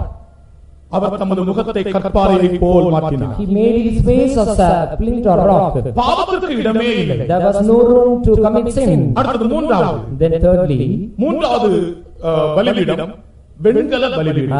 altar of brass. அது இஸ்ரவேல் ஜனத்தினுடைய பிரயாணத்திற்காக ஆண்டவர் செய்யும்படி சொன்ன பலிபீடம். That was the altar which the Lord told for the journey of Israel. அவர்கள் 40 ஆண்டுகள் வனாந்தரத்திலே யாத்திரை செய்தபடியினால் அவர்கள் போகும்போது ஒரு மொபைல் ஆல்டர் கொண்டு போகக்கூடியதான alter. When they traveled for 40 long years in the wilderness journey, they had to take that mobile altar along with them. இது மரத்தால் செய்யப்பட வேண்டும். This should be made of brass. This should be made of wood. அக்கினி எரிகிறபடினாலே வெண்கலத்தால் மூட வேண்டும். Because fire is burning, it should be covered of brass. இது ஒரு பலிபீடம். It's a altar. மோசேயின் காலத்தில் செய்யப்பட்டது. It was built by the period of Moses. மரம் எதை காண்பிக்கிறது? What is wood refers? நமக்குள்ளே இருக்கிற மனுஷீகத்தை நாம் எப்போதும் அறிந்தவர்களாய் இருக்க வேண்டும். We should know about our humanity, our human nature within ourselves. கர்த்தாவே, நான் இப்படிப்பட்ட ஒரு சுபாவமுடைய மனிதன், என்னை நீர் இவ்வளவு தூரம் கொண்டு வந்தீரே. Lord, I am such a person, but you have brought me hitherto. நீ இப்பொழுது பரிசுத்தவானாய் இருக்கலாம். Perhaps today you may be a saint. ஆனால் எந்த நிலைமையிலிருந்து ஆண்டவர் உன்னை பரிசுத்தவான் ஆக்கினார் என்கிற எண்ணம் தான் மரம். But the wood is the state by in which state you were and now you are how you are, that is this. அது வெண்கலத்தால் மூடப்பட்டது. That should be covered of brass. வெண்கலம் தேவனுடைய கிருபையை காண்பிக்கிறது. Brass represents the grace of God. அதாவது அக்கினிக்கு நிற்கிற அனுபவம். That is, it will stand for fire. அக்கினி சோதனை வந்தாலும் நீ நிற்க வேண்டும். Though fiery trial may come, you should stand. தேவ ஜனங்களுக்கு அக்கினி சோதனை, fiery trial will come to the people of God. அந்த அக்கினியின் நடுவிலே நிற்கிற அனுபவம் தான் வெண்கலத்தின் அனுபவம். The experience of being stand in the midst of fire is the experience of brass. தேவன் நம்மோடு கூட இருக்கிறார். The Lord is with us. ஒருவேளை நான் முதலாம் நாளில் சொன்னது போல உங்களுடைய வாழ்க்கையிலும் உங்கள் குடும்பத்திலும் அக்கினிகள் பற்றி எரிந்தாலும் பயப்படாதிருங்கள். தேவனுடைய கிருபை உங்களை பாதுகாக்கிறது. As I told you in the first day of our Bible series, though fiery trials may kindle in your family, don't be afraid. கர்த்தருடைய பரிசுத்த நாமத்துக்கு Praise the Lord. இந்த பலிபீடத்துக்கு கர்த்தர் ஒரு காரியத்தை சொன்னார். The Lord has told nothing about this altar. மண் பலிபீடமாய் இருந்தாலும், whether it may be altar of earth, கல் பலிபீடமாய் whether it இருந்தாலும், may be altar of stone, அது வெண்கல பலிபீடமாய் whether இருந்தாலும், it may be altar of brass, கர்த்தர் சொன்னார் பலிபீடத்திலே உன்னுடைய நிர்வாணம் காணப்படக்கூடாது. upon the altar nakedness should not be seen over there. நீங்கள் வீட்டில் போய் அதை வாசித்து பாருங்கள். You go home and read. பலிபீடத்திலே உன்னுடைய நிர்வாணம் காணப்படக்கூடாது. Nakedness should not be seen upon the altar. ஆகையினால் பலிபீடத்தின் மேலே ஏறக்கூடாது. So we should not climb upon the altar. பலிபீடத்திலே ஸ்டெப்ஸ் வைக்க கூடாது. We should not keep steps over there. Steps வைத்து ஏறினால் உன்னுடைய நிர்வாணம் பலிபீடத்தில் காணுமா? If you keep steps and if you climb up, then your nakedness will be seen. பலிபீடத்தின் உயரமே ஏறத்தாழ 3 அடி 3 அடி 4 அடிக்குள்ள இருக்கும். The height of the altar will be 3 or 4. ஒரு மனிதன் கீழே நின்றுதான் பலி செலுத்த. A man should stand at the floor and he should offer offering. கர்த்தருடைய நாமத்துக்கு ஸ்தோத்திரம். Praise the Lord. இந்த நிர்வாணம் என்றால் என்ன? What is this nakedness? அதுதான் ரகசிய பாவங்கள். That is secret sins. ரகசிய பாவங்கள் இருந்தால் நாம் பலிபீடத்தில் ஆசீர்வாதத்தை பெற இயலாது. If we have secret sin, then we cannot. If we have secret sin, then we cannot receive blessings from the altar. மனுஷன் காணவில்லை, ஆனால் கர்த்தர் காண்கிறார். Man sees not, but the Lord sees. மனுஷனுக்கு யாருக்கும் தெரியாது. Man doesn't know that, ஆனால் கர்த்தர் காண்கிறார். but the Lord seeth. அதுதான் ரகசிய பாவங்கள். That is secret sin. இப்படி ரகசிய பாவங்களோடு நீ பலிபீடத்தண்டை வந்தால் உனக்கு ஆசீர்வாதம் கிடையாது. If you come with an altar with a secret sin, then you cannot receive blessing. இனி இந்த பலிபீடத்தை பற்றி 4 காரியங்கள் சொல்லி முடிக்கிறேன். Then I want to tell you 4 aspects about this altar and finish. இது பைபிள் ஸ்டடி ஆனதனால தான் நான் இவ்வளவு தெளிவாக உங்களுக்கு சொல்லுகிறேன். Because this is a Bible study, I give you a proper clear explanation. பலிபீடம் என்றால் என்ன? What is the altar? பலிபீடத்திற்கு ஆல்டர் என்கிற இங்கிலீஷ் வார்த்தை அதற்கு மூல பாஷையிலே மிஸ்பேக். மிஸ்பேக் என்று சொன்னால் slaughter place, கொல்லப்படுகிற இடம். Original word of the altar that is misbeh. மிஸ்பேக் கொல்லப்படுகிற இடம். Altar means slaughter place. அதாவது நான் மரித்தவனாய் இருக்கிறேன். Oh, I am a deadly, I am a person of the, I am dead. அனுதினம் நான் சிலுவையிலே அறையுண்டு ஜீவிக்கிறேன். அனுதினம் நான் சிலுவையிலே அறையுண்டு ஜீவிக்கிறேன். மரித்தவனாய் திரு சித்தமே நிறைவேற்றுவதே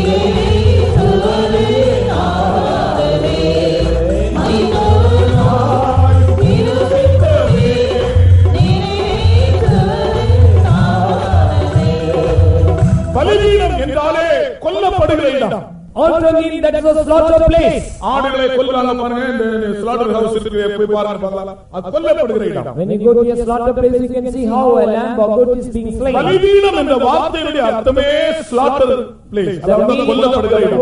Altar is slaughter place. மரித்தேன் மரித்தேன் மரித்தேன் என்று எண்ணிக்கொண்டு ஜீவிக்கிற ஜீவியம். Recognizing ourselves that I am dead, I am dead, I am dead. நான் மரித்தேன், நான் மரித்தேன். I am dead, I am dead. நான் பாவத்துக்கு மரித்தேன். I am dead unto sin. நான் உலகத்தின் இன்பங்களுக்கு மரித்தேன். I am dead unto the pleasures of the world. நான் உலகத்தின் அழகுக்கும் ஆடம்பரத்துக்கும் மரித்தேன். I am dead unto the pomp and beauty of the world.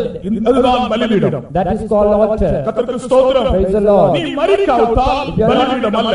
If you are not dead, you are not an altar. பலிபீடத்தின் தேவன் உன்னை ஆசீர்வதிக்க முடியாது. The Lord of altar cannot bless thee. பாவத்துக்கு மரித்த அனுபவம் நமக்கு அவசியமாய் We இருக்கிறது. are in need of the experience of being dead unto sin. கர்த்தருக்கு ஸ்தோத்திரம். Praise the Lord. இந்த உலகத்தில் தானே ஜீவிக்கிறோம், ஆனால் தாமரைகளில் தண்ணீர் ஒட்டாதது போல ஜீவிக்கிறோம். We are living in this world, but we have to live as though as the water is not stinged in the lotus. தாமரையிலே தண்ணீரில் இருந்தாலும் தண்ணீர் ஒட்டாது. Though water is lotus in the midst of the water, water will not be there. சமுத்திரத்திலே மீன் இருக்கிறது, ஆனால் அதற்குள் உப்பில்லை. There is fish in the sea, but salt is not there. சமுத்திரத்துக்கு மீனை வாங்கி சமைக்கும் போதோட உப்பு போட்டுதான் சமைக்கிறீங்க, போட மாட்டீங்களா? Though we காரணம் அதற்குள் உப்பில்லை.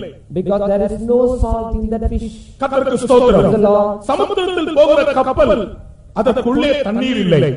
The ship which goes in this, there is no water in it. இதுதான் உலகத்தில் இருந்தாலும் மரித்த அனுபவம் உலகம் எனக்குள் இல்லை. That is the experience of being dead unto the world. The world is not in us. பாவத்தின் நடுவிலே போகிறேன், ஆனால் எனக்குள் பாவம் இல்லை. I am going in the midst of the sin, but there is no sin in me.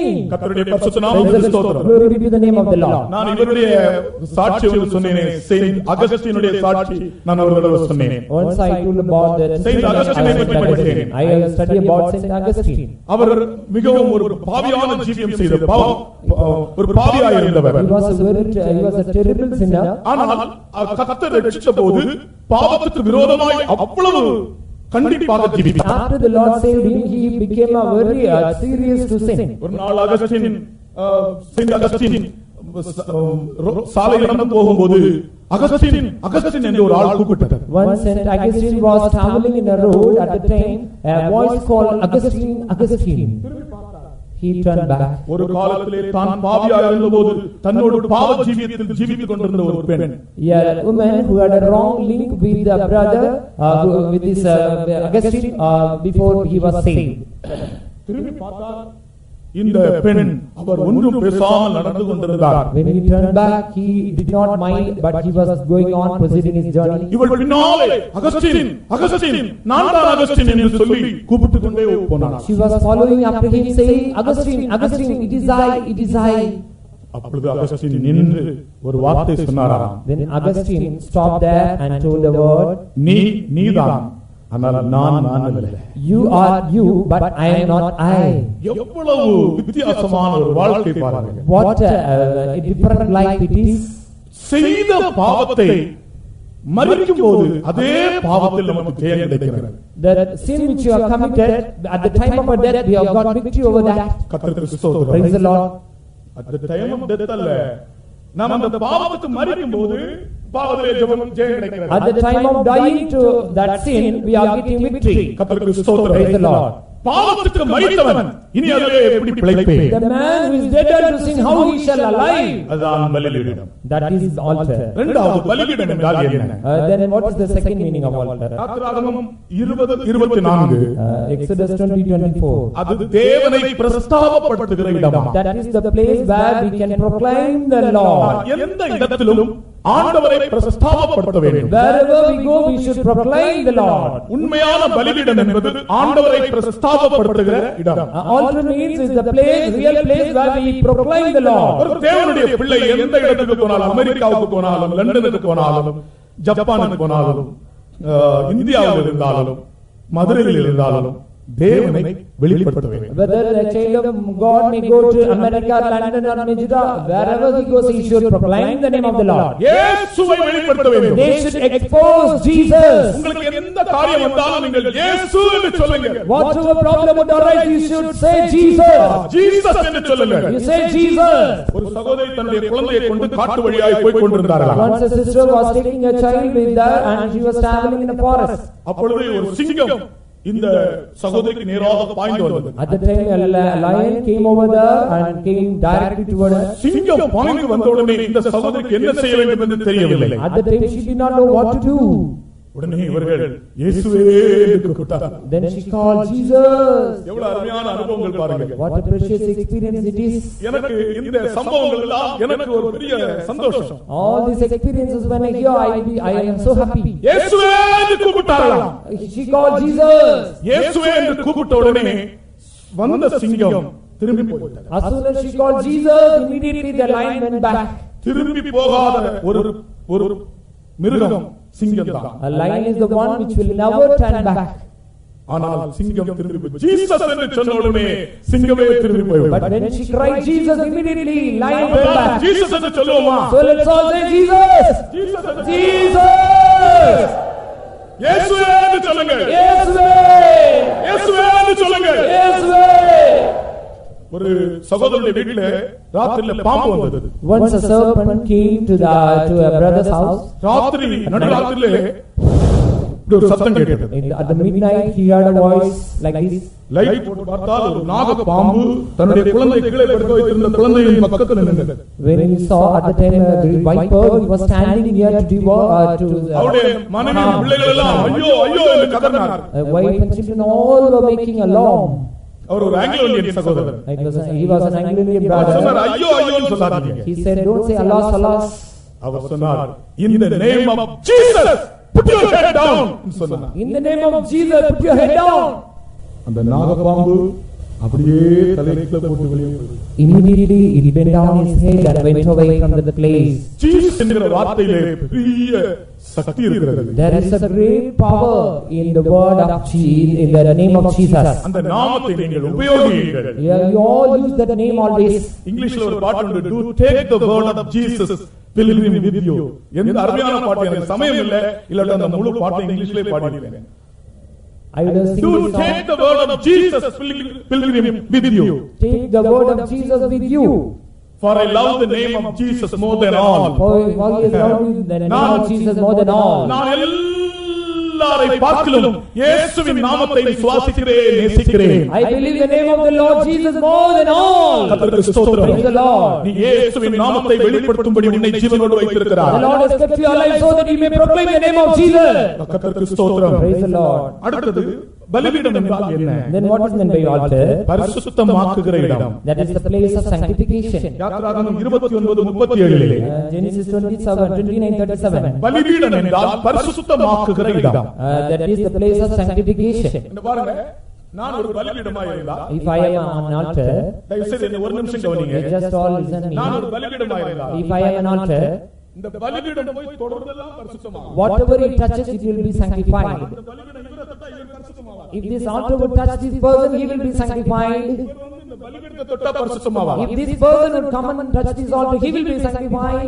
பலிபீடத்தை தொட்டதெல்லாம் பரிசுத்தமாகும். Whatever touches the altar will be sanctified. பலிபீடம் எதை தொடுகிறதோ அது பரிசுத்தமாகும். The altar, what it touches, it will be sanctified. நீ ஒரு உண்மையான பலிபீடமாய் இருந்தால் நீ யாரை தொடுகிறாயோ அவர்கள் பரிசுத்தமாவார்கள். If you are a real altar, whoever you touch, they will be sanctified. நீ உண்மையான ஒரு பலிபீடமாய் இருந்தால் யார் வந்து உன்னை தொடுகிறார்களோ அவர்கள் பரிசுத்தமாவார்கள். If you are a real altar, if anyone will come and touch you, they will be sanctified. கர்த்தருக்கு ஸ்தோத்திரம். Praise the Lord. நாலாவதாக Fourthly, பலிபீடம் என்பது ஆண்டவர் மனிதனை சந்திக்கிற இடம். altar is the place where the Lord meets man. ஆண்டவர் மனிதனை சந்திக்கிற இடம். Where the Lord meets man. Nataraja Mudaliar என்று ஒரு பிரசங்கியார் இருந்தார். There was a preacher called Nadaraja Mudaliya. இயேசுவை நாம் எங்கே காணலாம் என்று ஒரு பாட்டு கட்டினார். He has composed a song saying we can see Jesus here. ஒரு சமயத்திலே நான் ரொம்ப அதிகமாய் நேசித்த ஒரு பாட்டு அது. That was a favorite song of me once. பனிபடர்ந்த மலைகளே நீங்கள் இயேசுவை எனக்கு காண்பிப்பீர்களா என்று கேட்கிறார். Oh mountain full of snow, can you show Jesus to me? கனி நிறைந்த சோலைகளே எனக்கு நீங்கள் இயேசுவை காண்பிப்பீர்களா என்று Oh கேட்கிறார். forest full of fruits, can you show Jesus to me? வானமதில் பவனி வரும் கார்முகில் கூட்டங்களே எனக்கு நீங்கள் இயேசுவை காண்பிப்பீர்களா என்று கேட்கிறார். Oh firmament and skies of the heaven, can you show Jesus to me? ஒரு பதிலும் இல்லை. No answer was given. கடைசியிலே Finally, அவர் நின்ற இடத்திலே இருந்த இடத்திலே மண்டியிட்டு முழங்கால் நின்று ஆண்டவர் கண்களை மூடினபோது இயேசு வந்து அவருக்கு முன் நின்றார். when he knelt down and closed his eyes there, Jesus came over there and stood. தேவன் மனிதனை சந்திக்கிற இடம். That place where the Lord meets man. நீ ஒரு உண்மையான பலிபீடமாக இருந்தால் தேவன் சந்திக்கிறார். If you are a believer, the Lord is meeting you. சந்திக்கிற ஒரு இடம். This is the Lord meets. பரலோகம் பூலோகத்தை சந்திக்கிற இடம். Heaven which meets. சின்ன பையன் பூமி லோகத்தை வானம் பூமியை தொடுகிற இடத்தை தேடிட்டே இருந்தான். ஒரு பையன் Small he wants to find a place that touches heaven. பூமியை தொடுகிற இடம் எது? Where the heaven touches the earth, the place he wants to find out. பிரயாணம் பண்ணி அவனால் கண்டுபிடிக்க He முடியவில்லை. was going on journey, but he was not able to find out. ஒரு இடத்திலே ரொம்ப கவலையோடு நின்று கொண்டிருந்தான். At a particular place with a great sadness he was standing. ஒரு போதகர் அவனை கண்டார். Yeah, bishop saw தம்பி him. என்ன ரொம்ப துக்கமாக இருக்கிறாய்? Oh boy, why are you sad, so sad? போதகரே, நான் வானம் பூமியை தொடுகிற இடத்தை தேடி தேடி அலைகிறேன், காண I முடியவில்லை. am searching out the place where the heaven touches the earth, but I am not able to find out the place. ஐயோ, இது என்ன ஒரு பெரிய விஷயமா? நீ இல்லாத இருந்தால் நான் உனக்கு வழி சொல்லி இருப்பேனே. Oh, it is not a great matter. Already we have told you. வானம் பூமியை தொடுகிற இடத்தை உனக்கு நான் காண்பிக்கிறேன். I will tell you the place where the heaven touches the earth. அங்கே முழங்கால் போடு என்று சொன்னார். There you will kneel down. அவன் He knelt down. கண் மூடின உடனே இயேசு வந்தவன் பக்கத்திலே நின்றார். Jesus came over there and stood there. இயேசு வந்தவன் அவனுடைய தலையை தொட்டார். Jesus touched his head. வானம் பூமியை தொடுகிற இடம். That is the place where heaven touches the Hallelujah. earth. Hallelujah! இன்றைக்கு இங்கே யாருக்காவது வானம் பூமியை தொட்டதா? இந்த அனுபவம் உண்டா? Today have you got this experience of being? வானம் பூமியை தொடுகிற இடம் எது? What is the place where heaven touches the earth? தேவன் மனிதனை சந்திக்கிற இடம் தான் அந்த இடம். That is the place where God meets man. Hallelujah. Hallelujah! Amos 4:12 In Amos chapter 4 verse 12 we read, உன் தேவனை சந்திக்க நீ ஆயத்தப்படு. prepare to meet God. அருமையான சகோதர சகோதரிகளே, Beloved brother sister, தேவனை சந்திக்க ஆயத்தமா? prepare, are you ready to meet God? நீங்கள் ஒரு உண்மையான பலிபீடமானால் தேவன் உங்களை சந்தித்து உங்களை ஆசீர்வதிப்பார். If you are a real altar, surely the Lord will meet thee and bless thee. நாம் எல்லாரும் கொஞ்ச நேரம் எழும்பி நிற்போம். Let's all stand for a while. இன்றைக்கு இப்பொழுது இந்த இடத்திலே வானம் பூமியை தொடுகிறதை நீங்கள் காண்பீர்கள். Now we can see the place where heavens touches the earth. இந்த ஷனாய் நகரிலே, In this Shadai Nagar, இந்த தமக்கம் மைதானத்திலே in the Tamukam down, கூடியிருக்கிற ஜனமாகிய நம்முடைய மத்தியிலே in the midst of the people who are going gathered here, பரலோகம் பூமியை தொடுகிறதை நீங்கள் காண்பீர்கள். you can see heaven touches the earth. எல்லா எல்லாரும் எழும்பி All நில்லுங்கள். please stand up. எழும்பி நிற்க காலுக்கு பலன் இல்லாதவர்கள் உட்கார்ந்து இருக்கலாம். Those who are not able to raise up, please sit down. கால்களுக்கு பலன் உள்ளவர்கள் எழும்பி நில்லுங்கள். Those who have strength in their legs, you just raise up. உங்களுடைய கண்களை இப்பொழுது நீங்கள் மூடும்போது பரலோகம் பூமியை தொடுவதை நீங்கள் காண்பீர்கள். When you close your eyes, you can see the place where heaven touches the earth. உன்னுடைய வாழ்க்கை தனிப்பட்ட வாழ்க்கை அல்ல. Your life is not an individual life. உன்னுடைய வாழ்க்கை தனித்து விடப்பட்ட வாழ்க்கை Your அல்ல. life is not left alone. ஒரு பெரிய விஞ்ஞானி இருந்தார். There was a great scientist. Einstein என்கிற ஒரு பெரிய விஞ்ஞானி. Einstein, his name. அவர் சொன்ன வார்த்தை என்ன தெரியுமா? You know his word. நான் தனித்து விடப்பட்ட ஒரு வழிபோக்கன் என்று சொன்னார். I am a waygoer as I was alone. Einstein என்று நினைக்கிறேன். I think that நான் is தனித்து விடப்பட்ட ஒரு வழிபோக்கன் என்று I am சொன்னார். left alone as a waygoer. காரணம் அவருக்கு தேவனோடு நெருங்கின தொடர்பு இல்லை. Because he had no close fellowship or மனுஷரோடு பழக மாட்டாராம். he did not live among men. அப்படி அல்ல நம்முடைய ஜீவியம். But our life is not like that. நம்முடைய ஜீவியம் தேவனோடு தொடுகிற ஜீவியம். Our life should touch the Lord. பரலோகம் பூமியை தொடுகிறது. The heaven touches the earth. அந்த பரலோகம் உன்னை தொடுகிறது. The heaven touches thee. பரலோகத்திலிருந்து இயேசு இறங்கி வந்திருக்கிறார். Lord Jesus has come down from heaven. தேவனை தேடுகிற உணர்வுள்ளவன் உண்டோ என்று பார்க்க தேவன் பூமியை கண்ணோக்கி பார்த்தார். The Lord is watching the earth whether anyone who seeketh the God. இந்த கூட்டம் இந்த பைபிள் ஸ்டடி கடைசி கூட்டம். This is the last meeting of a Bible study. உங்களுடைய சகல பிரச்சனைகளுக்கும் இப்பொழுதே ஒரு முடிவு. Today you meet, you are going to get an end for a problem. நீங்கள் தேவனுடைய பிள்ளைகள். You are a child of God. சாத்தானுக்கு உங்கள் மேல் அதிகாரம் இல்லை. Satan has no power over you. நீங்கள் தேவனுடைய பிள்ளைகள். You are a child, you are children of God. நீங்கள் கவலைப்பட வேண்டிய அவசியம் இல்லை. You don't need to worry about anything. நீங்கள் தேவனுடைய பிள்ளைகள். You are children of God. நீங்கள் பலவீனத்தோடு இருக்க வேண்டிய அவசியம் இல்லை. It is not necessary that you should be in weakness. இதோ ஒரு கரம் இறங்கி வருகிறது. Your hand is coming down. பரலோகத்திலிருந்து மகிமையான ஒரு கரம் இறங்கி வருகிறது. Glorious hand is descending from heaven. இங்கே இருக்கிற அநேகரை இந்த கரம் தொடுகிறது. It is going to touch those who are standing here.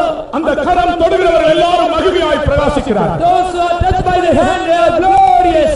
அந்த கரம் தொடுகிறவர்கள் எல்லாம் விடுதலை அடைகிறார்கள். Those who are touched by the hand are delivered. Hallelujah. Hallelujah. அந்த கரம் உங்களை தொட்டுக் கொண்டிருக்கிறது. The hand is touching you. பரலோகத்திலிருந்து வந்த கரம் The one who comes from heaven, உங்களை இப்பொழுது தொட்டுக் கொண்டிருக்கிறார். he is touching you right now.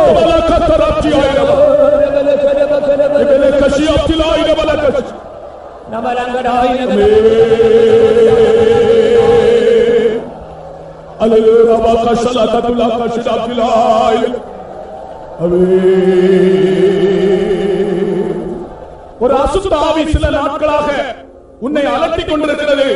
இப்பொழுது அந்த அசுத்த ஆவி உன்னை விட்டு புறப்பட்டு போகிறது.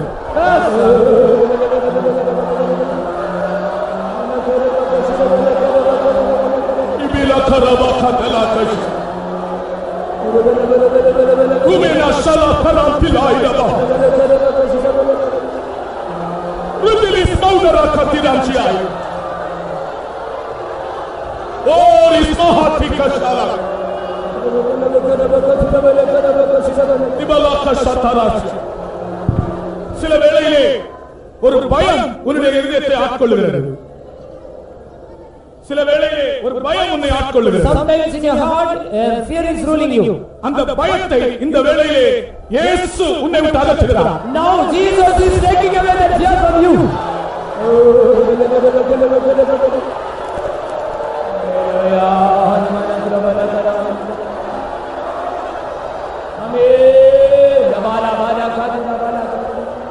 Amen. Hallelujah. Amen. Rabaka salatila ida balak. Urimele katila karatela kashida tila ida balak. Dubi khatinam chia ida balak. நீ எத்தனையோ நாட்கள் ஜெபிக்க வாஞ்சித்தாய். ஆனால் ஒரு கன நித்திரையின் ஆவி உன்னை ஜெபிக்க விடாமல் தடை செய்கிறது. Many days you try to pray well, but the spirit of slumbering works in you. அந்த கன நித்திரையின் ஆவியை இயேசு கடிந்து கொள்கிறார். Jesus is rebuking the spirit of slumbering. Hallelujah. Amen. Oh, ribikatela kashiala. Biliam saraba kadila. Hallelujah. அப்பத்தையும் 2 மீன்களையும் 5000 பேருக்கு பங்கிட்ட இயேசு இதோ உன் வீட்டில் வந்திருக்கிறார். Jesus who fed 1,000 people. உன்னுடைய வருமானத்தினாலே உன்னுடைய வீட்டுக்கு போதாமல் இருக்கிறது. நீ எவ்வளவு சம்பாதித்துக் கொண்டு வந்தாலும் உனக்கு அது போதாமல் இருக்கிறது. ஆனால் இன்றைக்கு கர்த்தர் சொல்லுகிறார், 5 அப்பத்தையும் 2 மீன்களையும் 5000 பேருக்கு போஷித்த நான் உன்னை ஆசீர்வதிக்கிறேன்.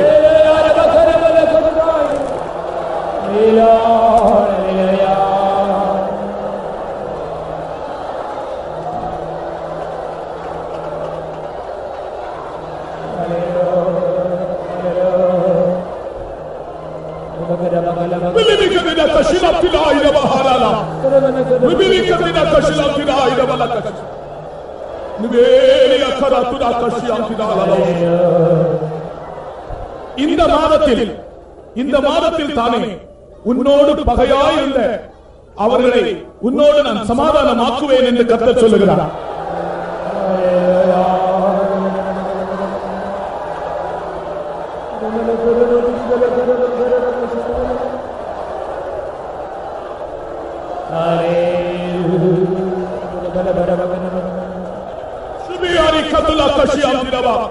என்னுடைய சபையிலே நீ எழுப்பி சாட்சி சொல்ல போகிறாய். உனக்கு விரோதமாய் இருந்தவர்கள் நான் உன்னோடு அவர்களை சமாதானமாக்கும் போது நீ என்னுடைய நாமத்தை சபையில் அறிவிப்பாய்.